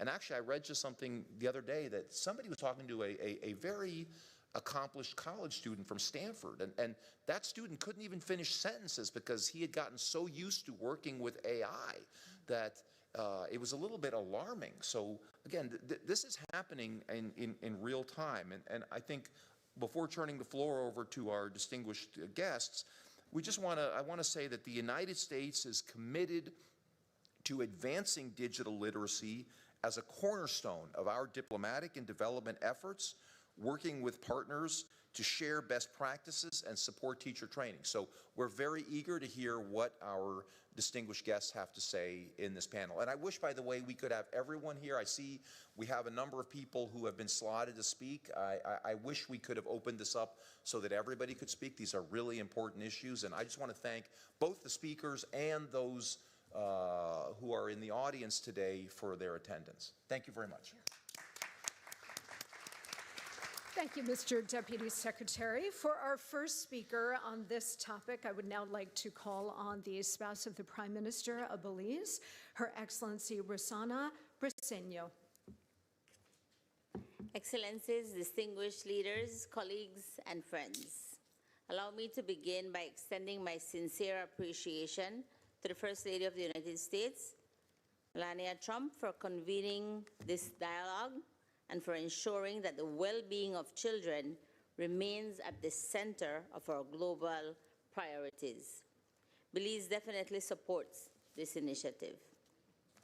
Across the world, we are witnessing an unprecedented transformation in how children learn, connect, and grow.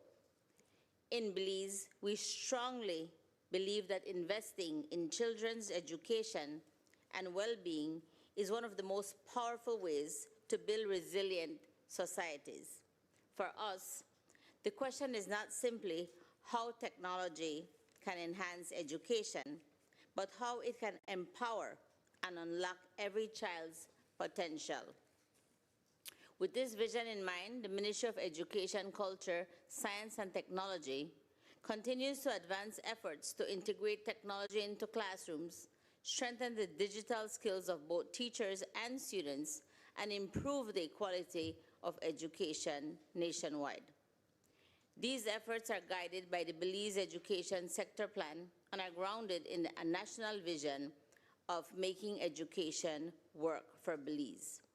Through investments in STEAM education, coding programs, robotics training, and digital learning platforms, Belize is taking deliberate steps to prepare young people for the vast opportunities and challenges of the digital age. Programs such as the Skills for the Future initiative, supported by the Inter-American Development Bank, have introduced digital learning platforms like Doodle Learning Software, which currently supports more than 1,200 students in 32 schools, with additional students expected to join in this academic year. Likewise, through the FIFA Foundation Digital Education Program, approximately 200 teachers have been trained in computer science fundamentals, enabling them to introduce coding and computational thinking in the classroom. Last year, 25 primary schools integrated the Code.org curriculum through the Code Caribbean Computer Science program, allowing students from grades 4 through 8 to develop digital skills in coding and robotics. And because we recognize that connectivity is not simply a convenience, but a bridge to opportunity, ensuring equitable access to technology remains our national priority. With this, Belize has made significant progress in expanding digital connectivity within schools. Through the ministry's Connect ED program, high-speed internet has already been delivered to 75% of Belize's students and teachers, more than 66,000 students, and nearly 4,000 educators. For us, that goes a long way because it's only about almost 400,000 of us in Belize. This initiative will continue to expand, bringing 70 additional schools online and increasing the total number of connected schools to 283, ultimately reaching more than 87,000 students across the country. In 2024, the Ministry of Education launched the 501 Academy website, featuring digital resources and tools for teachers and students. This includes 3 AI chatbots, the 501 Teaching Assistant, the 501 Historian, and the Creole 501 Teaching Assistant. Creole is a dialect that we have in Belize. Instead of saying good morning, we will tell you good morning.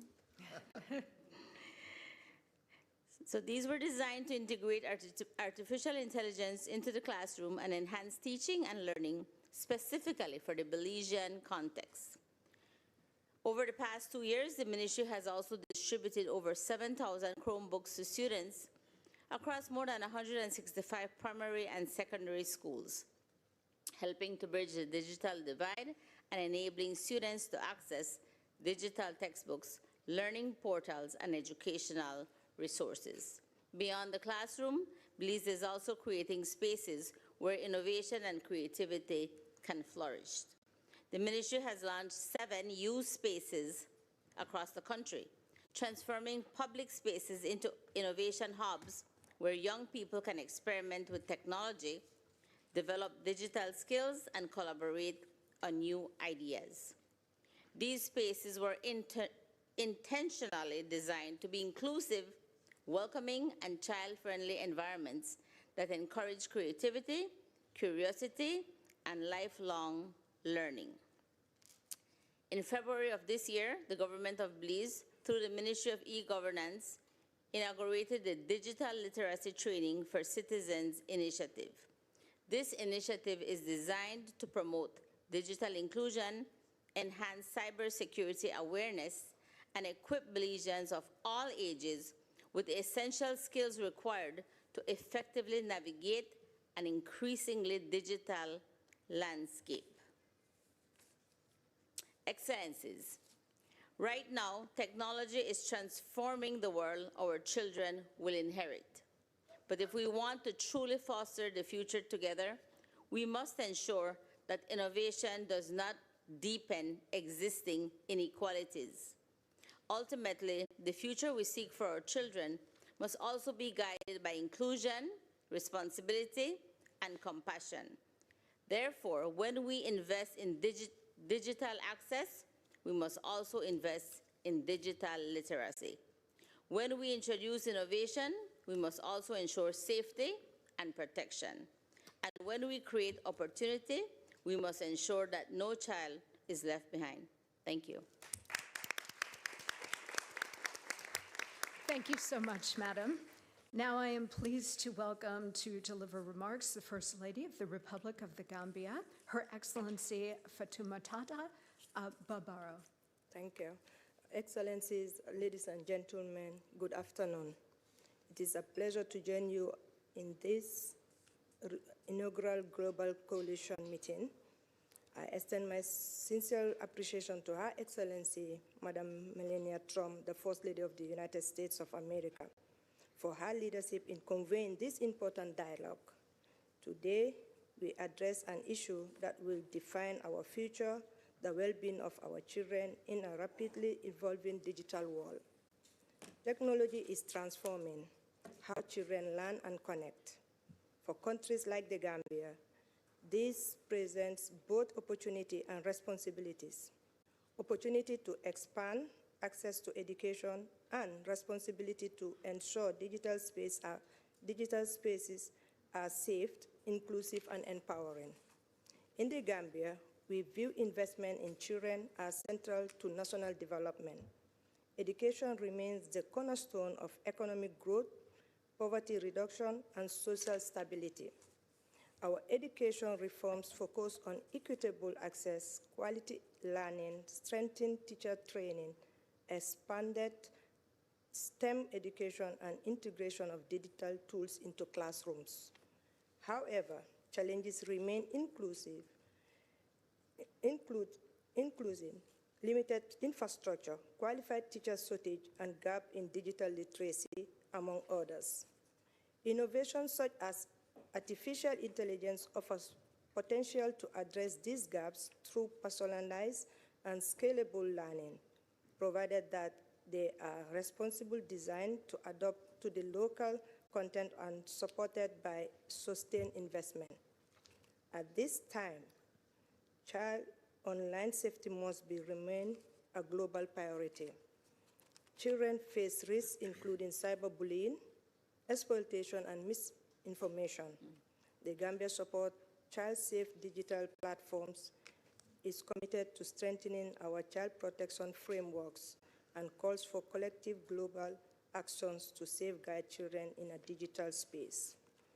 It is equally important to recognize that access to technology alone is not enough, and that we must equip children with digital skills to participate confidently and creatively in the digital economy. In the Gambia, we are expanding digital literacy in our national curricula and creating opportunities through e-learning platforms and school management systems. In particular, we are committed to empowering girls through STEM education, which is critical to equity, innovation, and reducing vulnerability and persistence barriers to education, such as child marriage. Ladies and gentlemen, despite our efforts, no country can achieve this transformation into the digital world alone. Strong global partnerships are essential to ensure technology are accessible, affordable, and responsive to local realities. Through leadership and innovation, we can build education systems that are inclusive, strong, and capable of preparing children everywhere for the opportunities of the digital age. As First Ladies and as mothers to our children across the world, the future is shaped by the choices we make today. The Gambia remains committed to advancing child well-being in the digital age, and I am confident that together we can ensure that every child can learn, grow, and strive in our safe, shared digital future. I thank you.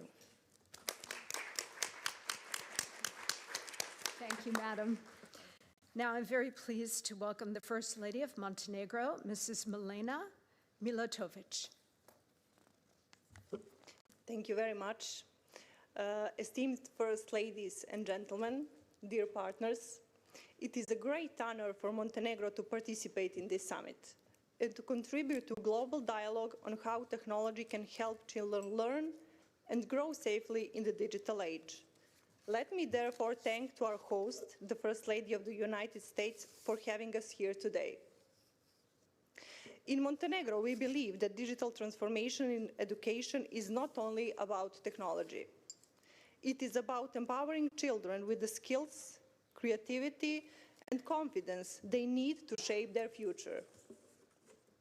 To support this vision, Montenegro is focusing on 3 key priorities: strengthening digital infrastructure in schools, developing digital competencies for teachers, and creating a comprehensive and inclusive digital learning ecosystem.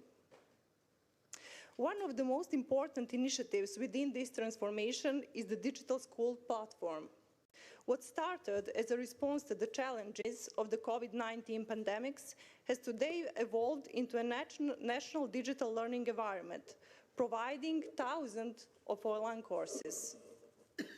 At the same time, we are transforming schools through EdTech laboratories. These innovative learning spaces allow students to explore robotics, programming, and artificial intelligence. But we all know that technology alone cannot transform education. Teachers play the central role. That is why Montenegro has developed a national framework for digital competencies for teachers and launched training programs. Teachers gain skills and confidence needed to integrate digital tools into everyday learning. We also recognize that digital transformation must be inclusive. Our initiatives aim to ensure that every child, regardless of background, gender, or ability, has access to digital learning opportunities. In particular, we encourage girls to participate in STEM programs, and I am personally very proud of it, and to see themselves as future innovators and leaders. Finally, as we introduced advanced technologies into education, we prioritize digital safety and ethical use of technology. Dear friends, Montenegro looks forward to working together with all of you, our global partners, through this coalition. By sharing knowledge, building partnerships, and supporting innovation, we can ensure that technology truly serves the best interest of every child. Thank you. Thank you so much, Madam. Now I'm pleased to introduce the First Lady of the Republic of Paraguay, Her Excellency Leticia Ocampos de Peña. Good morning. Muy buenos días a todos. I will speak in Spanish also. I would like to extend my greetings to Her Excellency Melania Trump, First Lady of the U.S., and I would like to thank her for bringing us together. First Ladies, First Gentlemen, and representatives of all countries present. It is an honor to be a part of this meeting, and I am thankful for the invitation to be a part of the Fostering the Future Together coalition, which brings us together to work together so that our children grow up and develop holistically in a safe digital environment. In Paraguay, we're implementing a computer labs and robotics labs in hundreds of schools to develop computational thinking and technological skills. With our Connected Youth program, we will connect thousands of young people in AI, promoting inclusion and opportunities. We understand the importance of responsibly using technology. That is why we created a law to regulate the use of mobile devices in schools. We are also investing in training teachers to strengthen their role as guides in using information safely and ethically. We also know that technology in and of itself is not enough. In order to learn, a child needs to be well fed and cared for. We have a zero hunger program in schools that guarantees daily meals to more than 1 million children. This improves attendance, performance, and remaining in school. Along these lines, we have a program called Seeds of the Future. This is with families for the first 1,000 days of a children's life, promoting early education for all children. Health, early education, and working along with families is of utmost importance. We want to build the foundation for all human beings so that technology has fertile ground on which to grow. Paraguay is promoting a law for the holistic protection of the rights of children in the digital space. This is based on the principles of security from its design. This is complemented by a national observatory, strategic intelligence center that assesses risks such as cyberbullying, and there is quick intervention facing digital threats to strengthen the safety of our children online. Fostering the future is key for international integration. Digital technology has no borders, and protecting children must be a shared global responsibility. In Paraguay, we reaffirm our commitment to working together so that technology translates into more opportunities, more education, and more protection for our children. Thank you all very much. Madam, thank you. Muchísimas gracias. Ahora me complace presentarles a la primera dama de la República de Senegal, Su Excelencia Marie Koné Faye.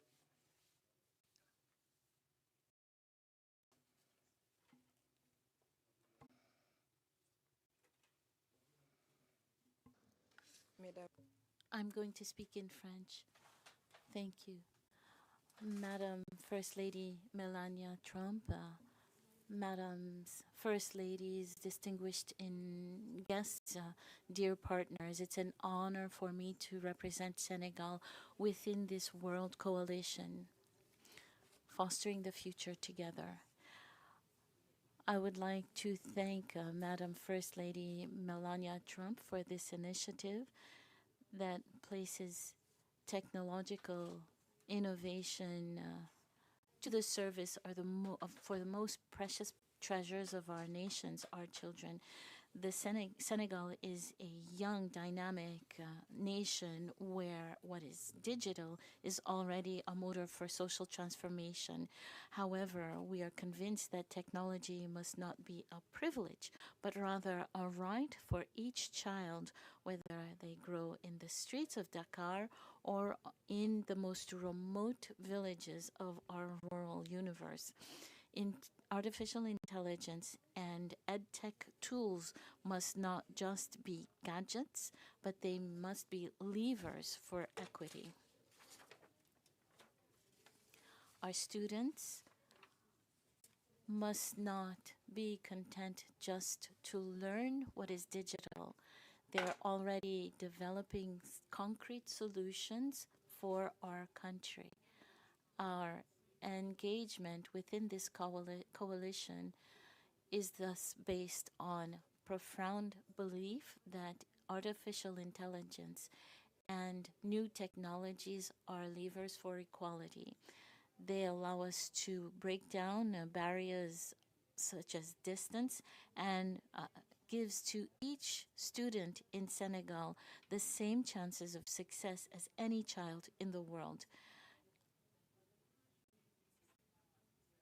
AI for inclusion. Imagine learning systems that are adapted to the learning rate of each child, whether they be in an urban area or a remote village. Senegal has a new platform for ethics in education.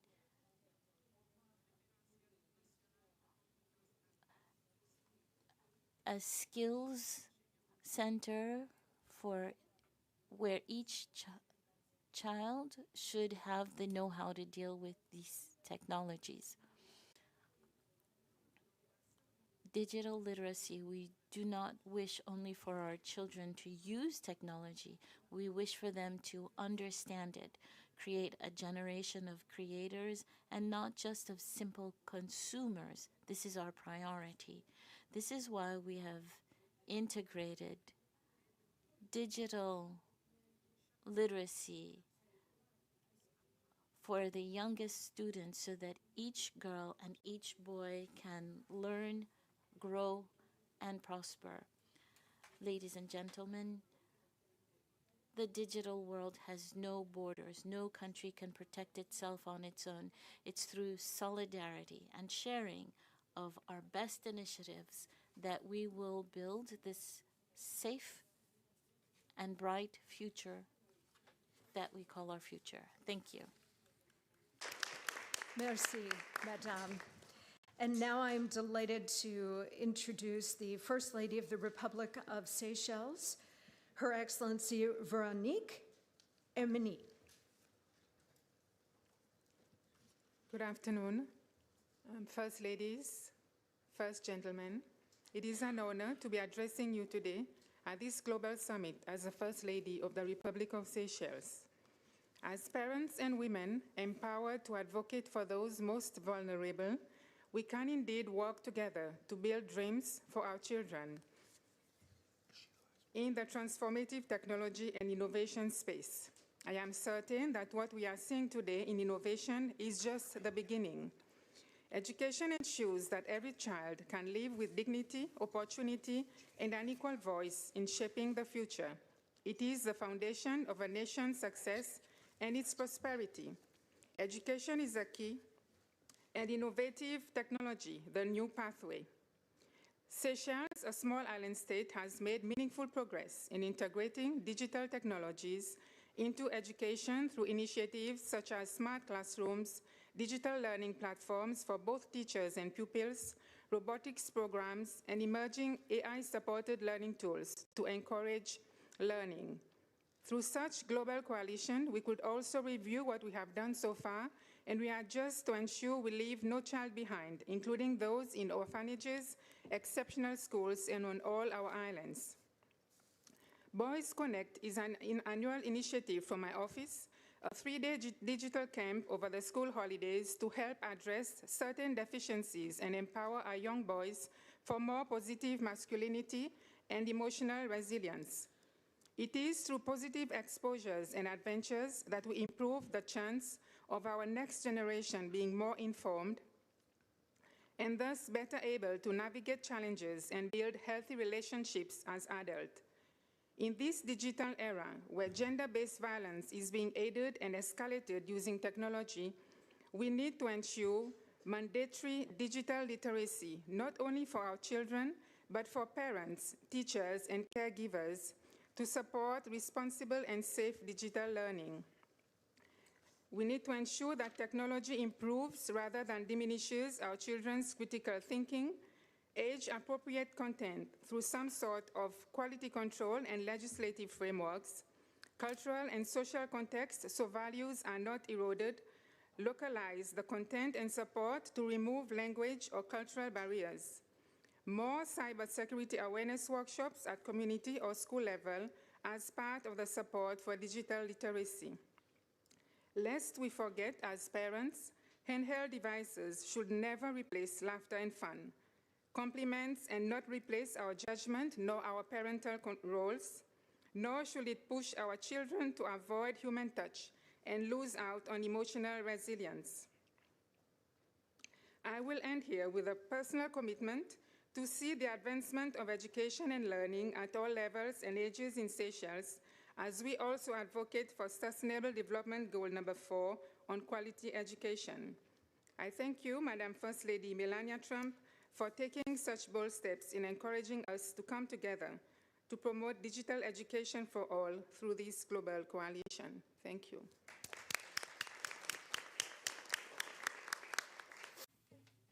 And lastly, in this topic, I am pleased to invite the First Lady of the plurinational state of Bolivia, Her Excellency Maria Elena Orchidi.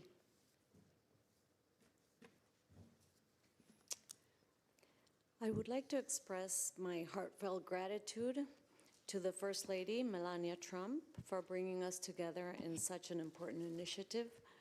I would also like to extend a warm greeting to all the first spouses present here today, and Deputy Secretary of State, Chris Lando. Es un honor representar a Bolivia hoy día. It is an honor to represent Bolivia here today. A country that is diverse, resilient, and full of history, but above all, full of people who move forward every day with strength and dignity. Bolivia is not just a place on the map. It is a living reality shaped by families who struggle, by children who dream big, and by women who carry their homes, their communities, and their future on their shoulders. And it is from that real Bolivia, not from theory, that I want to speak to you today. Today, the world talks about artificial intelligence, innovation, and the future. But Bolivia, for many, the conversation starts much earlier. It starts with something more basic, more urgent, more human. It starts with a simple question: how do we access?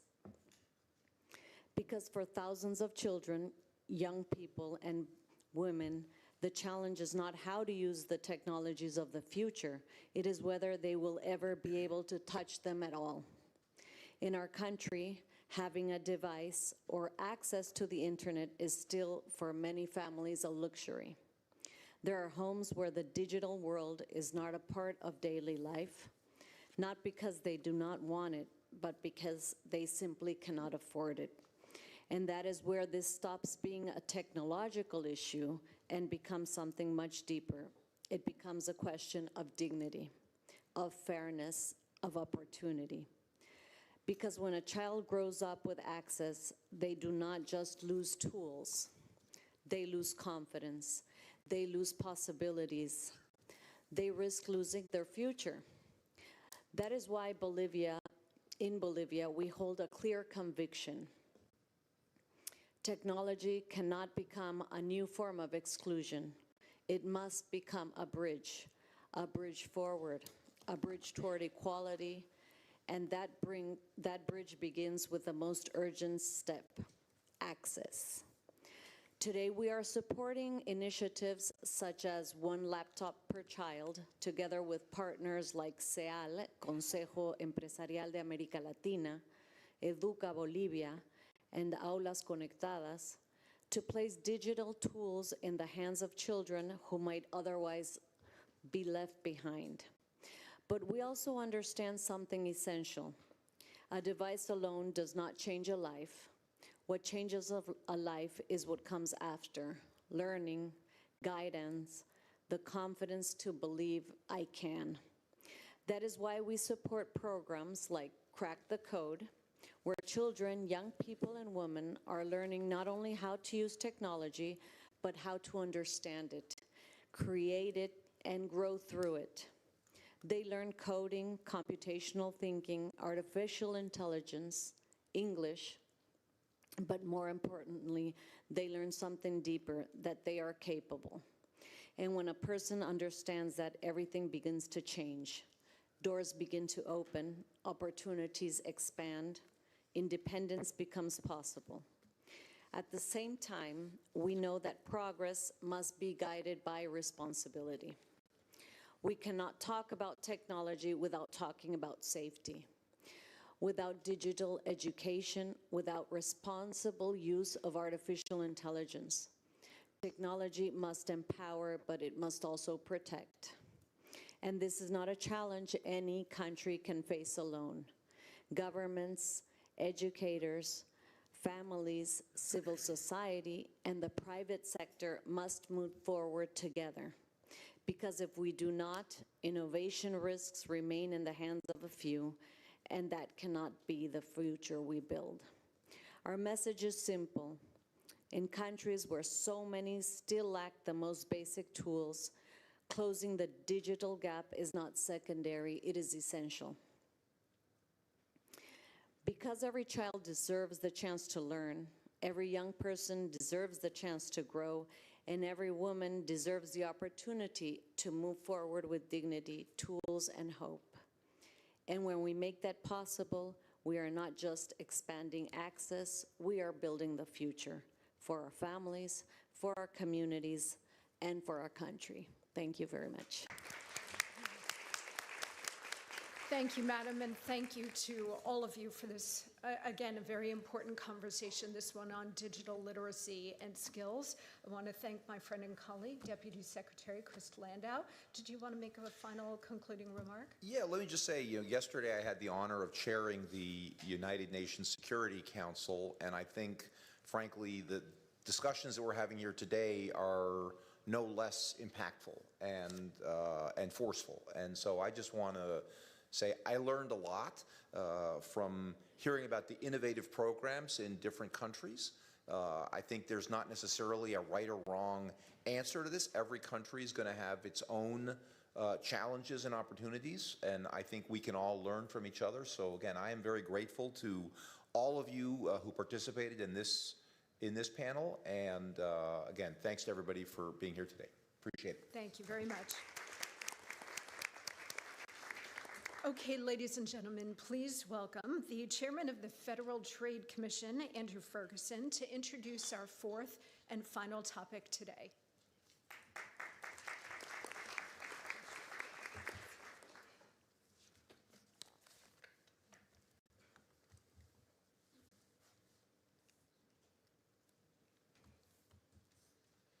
Good afternoon, Ambassador Crowley. I am incredibly grateful to the First Lady of the United States, Mrs. Melania Trump, for this invitation. And I am extremely pleased to be here among this assemblage of prestigious guests from across the world. And I am very grateful for the opportunity to hear from all of you about how you are addressing the prospects and challenges of AI in your unique countries, for your unique peoples and your unique institutions, but also bearing in mind that these prospects and challenges are ones we share in common as mankind. The AI age offers immense benefits for learning, connection, communication, opportunity, but it also presents real challenges for child safety. Our children face serious risks when it comes to predatory behavior online and exposure to harmful content. Data is the necessary input for the digital age, and for AI in particular. But our children and their data cannot become grist for the digital mill. The whole world has come to recognize that we must have different rules for our children online and for their data than we have for adults. After all, the purpose of innovation is not progress for progress's sake. The purpose of innovation must be to promote the flourishing of all of the peoples of our nations, and especially our children. We cannot trade off our children's safety and well-being for innovation. At the same time, overly broad or poorly designed regulations risk stifling innovation, limiting access to beneficial information, infringing on free expression, and undermining parental authority by inserting government bureaucrats in the place of mothers and fathers. This is key. In our well-intentioned efforts to promote the safety of children, we cannot replace parents with governments. Instead, the government must come alongside parents and help them navigate the challenges of the internet and of artificial intelligence by making the best choices for their unique children. The goal of child online safety must be to empower parents, not to replace them. That is precisely the vision laid out by President Trump in his recently released AI framework, and has been the vision guiding our enforcement work at the Federal Trade Commission. Here in the United States, President Trump signed into law the Take It Down Act, which was championed by the First Lady to protect children from non-consensual intimate imagery online and deepfake abuse. I head one of the agencies charged with enforcing the Take It Down Act, and I can personally attest that the First Lady was the indispensable force behind this law's passage. Put simply, without her work, we would not have this landmark legislation, period. I urge every nation here to pursue balanced, pro-parent policies that confront harms without sacrificing the benefits of the digital age. Let us embrace innovation that enhances the well-being of all. Let us ensure that our children do not become a trade-off for technological progress. And let us ensure that our policies empower parents rather than replace them. I look forward to our discussion. Thank you. Thank you, Chairman Ferguson. And for our first set of remarks on this subject, I would like to call upon the First Lady of the Republic of Ghana, Mrs. Lordina Mahama.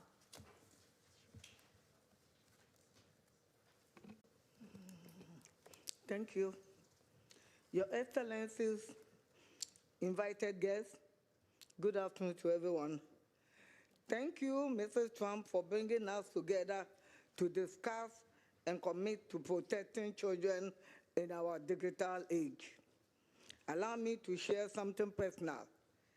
On the 6th of March, Ghana celebrated 69 years of independence. That day was also my birthday. I went online to read my messages. I must confess, I am an avid talker. I watched video after video because dancing celebration in our Independence Day and heartfelt birthday wishes of hope and love. Many came from young people who could not attend our national celebrations, but technology gave them a voice. They stood confidently before their cameras, spoke with such grace, sent prayers and encouragement from every corner of Ghana. Indeed, our world has changed dramatically, especially for our children. Nearly 7 out of every 10 persons use social media. In Ghana, 8 to 15 million persons online are mostly young.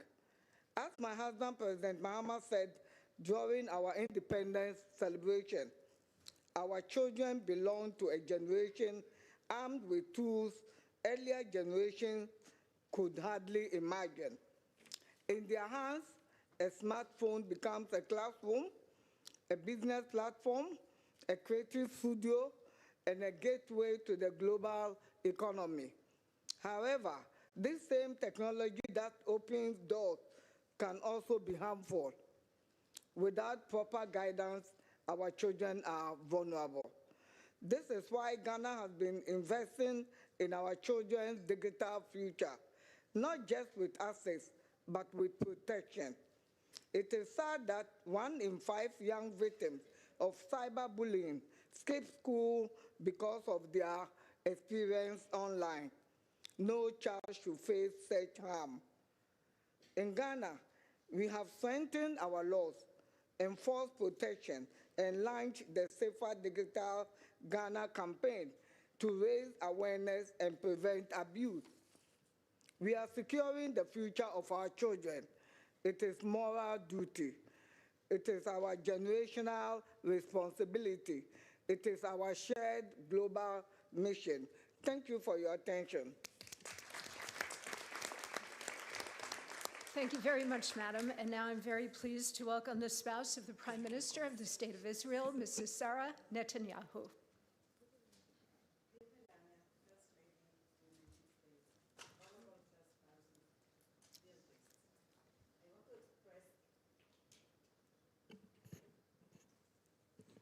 I want to express my appreciation to you, First Lady Melania, for your leadership, for your vision, and for your decision to focus not only on the future generation of America, but also on the future of children around the world. This gathering is about taking a moral stand, It expresses our commitment to all children, understanding that technology brings great benefits to the next generation, but technology also brings great challenges. Alongside my role as the wife of Israel's Prime Minister, I have been working for more than 2 decades as the expert child psychologist for the city of Jerusalem. Through my work, I meet children and teenagers in the most critical moments of their lives, through anxiety and ongoing stress, and especially now during days of war. Day after day, I listen to their fears, their dilemmas, their silence, and also their dreams. I see their pain, but I also see their strength. Over the years, I have learned something simple yet essential. Every child needs someone who will notice them, believe in them, and give them the tools they need to open new doors. Today, some of those doors are digital. Technology can separate people, but it can also bring them together. It can endanger some, but save others. When used properly, it can reduce gaps, identity difficulties early, and give children new tools of language, knowledge, confidence, and creativity. As Winston Churchill once said, with great opportunity comes great responsibility. Children cannot navigate alone in the digital world. They need protection, guidance, and a responsible adult who will ensure that the online space is positive, ethical, and educational. As a mother, I feel this on a personal level. When I raised my sons, Yair and Avner, I learned that reality moves so fast, bringing new challenges to every generation. My children have suffered shaming and violence simply because they are the children of the Prime Minister. We must condemn personal attacks on children in any setting, whether in person or online. I see this gathering as a bond of responsibility between nations, between women leaders, and between mothers who understand that the best way to build a stronger future is to invest in our children today. First Lady Melania, thank you for this important event. May our shared effort help children all over the world to learn better, grow more safely, and flourish with hope. Thank you very much. Thank you so much, Madam. Now I am pleased to invite the First Lady of the Republic of Kenya, Mrs. Rachel Ruto.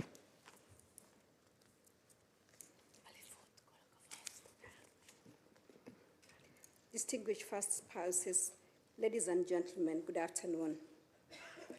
Across the world today, a child is opening a screen, not just to learn, but to discover who they can become. In that moment, confidence is built or broken, and possibilities are expanded or limited. Whether we see it or not, that moment is shaping the future we are all responsible for. It is in recognition of this responsibility that I stand before you today. I bring you warm greetings from His Excellency Dr. William Samoei Ruto, President of the Republic of Kenya, and from the people of Kenya. The President remains committed to innovation, education, and inclusive growth as pillars of our national vision. Today's engagement has shown us that the future is not coming. It is already here.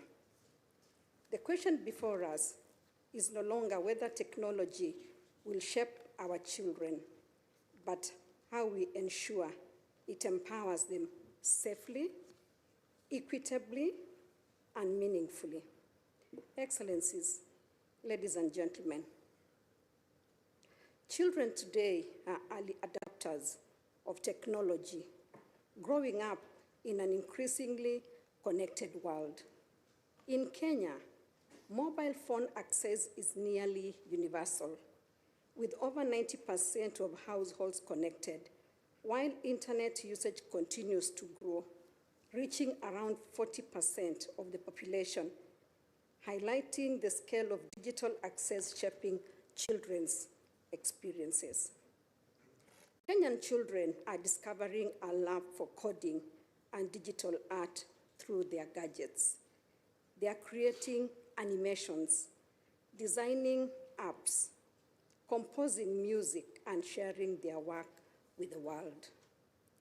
One remarkable example is Argo, Africa's first public environmental augmented reality game developed by Kenyan artist Joanna Olwoch with input from young people. It brings wildlife to life through interactive storytelling, showing how local innovation can inspire global audiences. Excellencies, allow me to briefly highlight Kenya's digital journey. Kenya has made deliberate strides to position itself as a leader in the digital age. We have launched the National AI Strategy 2025-2030, anchored within our Vision 2030 Knowledge Economy pillar to guide responsible and inclusive innovation. Digital literacy is now embedded in our national curriculum, supported by nationwide capacity building programs that are equipping teachers with the skills needed for a digital future. The government continues to expand access to providing digital devices, including tablets and computers to schools across the country, alongside strengthening connectivity through the National Digital Superhighway. Complementing these efforts, the Office of the First Lady is advancing a dedicated digital program for schools, distributing devices and supporting robotics training, particularly in girls' high schools, to nurture the next generation of innovators. We are also strengthening child protection through the Children's Act, which provides a legal framework for regulating online content and safeguarding young users. In addition, the Kenya Education Management Information System is enhancing governance by enabling data-driven, evidence-based decision-making across the education sector.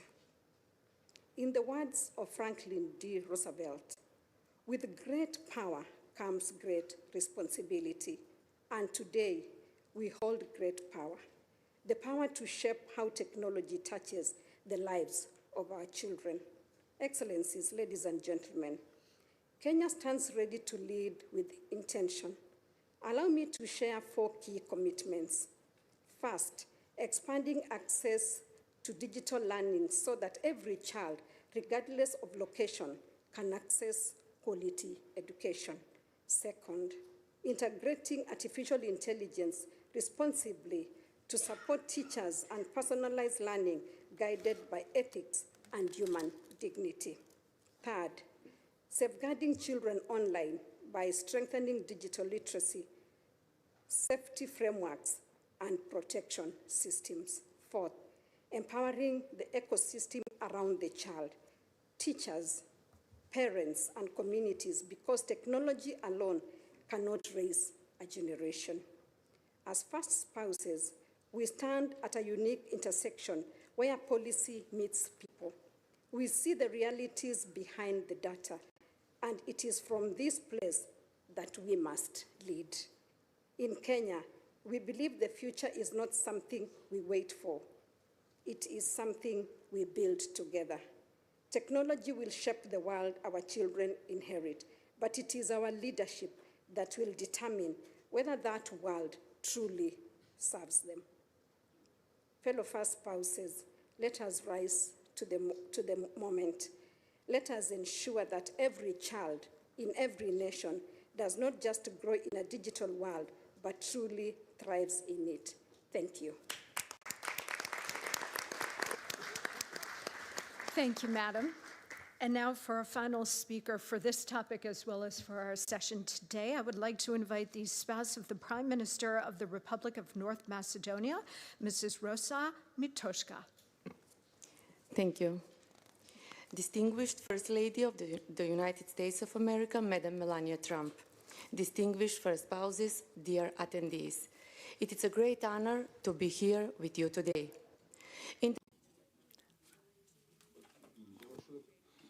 The way in which children learn, communicate, and build their future changes faster than ever. Technology opens new opportunities for knowledge, creativity,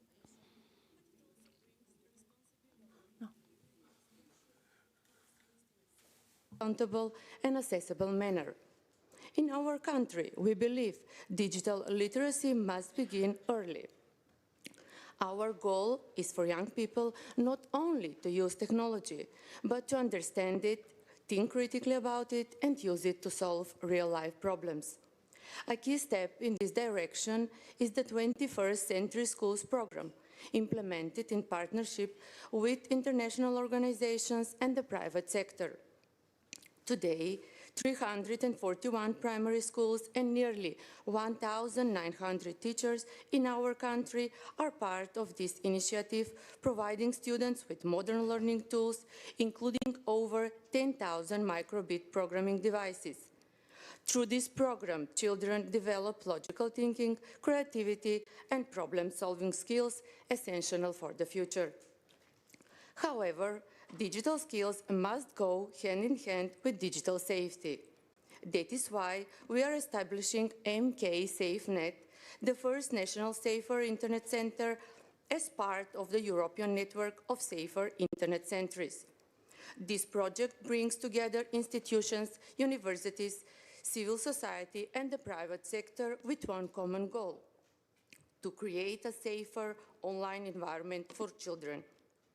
Through educational program, 24/7 helpline, school workshops, and support for parents and teachers, MK SafeNet helps children learn how to recognize online risks, protect their personal data, and use technology responsibly.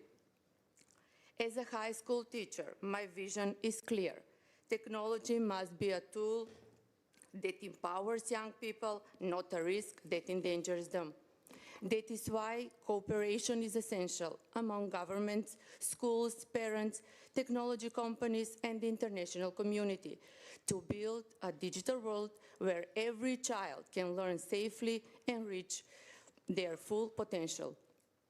Allow me to express my sincere gratitude to our host, the First Lady of the United States of America, Madam Melania Trump, for this important initiative and for bringing us together around shared values. Thank you for your attention. Thank you so much, Madam. And that you have all, over the course of today, mentioned online safety and protection for our children. So this particular conversation is vitally important, and I want to thank you all for your contributions, not just to this part of today's program, but to the entire program today, and of course, looking forward to tomorrow. I also want to thank Chairman Ferguson for being here as well. First spouses and distinguished guests, your next engagement will be a lunch program upstairs in the Benjamin Franklin Room at 1 p.m. I invite you now to use the next few moments. You have about 25 minutes before lunch to visit the Technology Expo that's located just around the corner in the exhibit hall. It's fascinating, a lot of really interesting pieces of technology, also very interactive. So please, we invite you to go and explore that. And when you're finished, please proceed to the elevators near the C Street lobby, and you will be escorted upstairs for lunch. Thank you so much.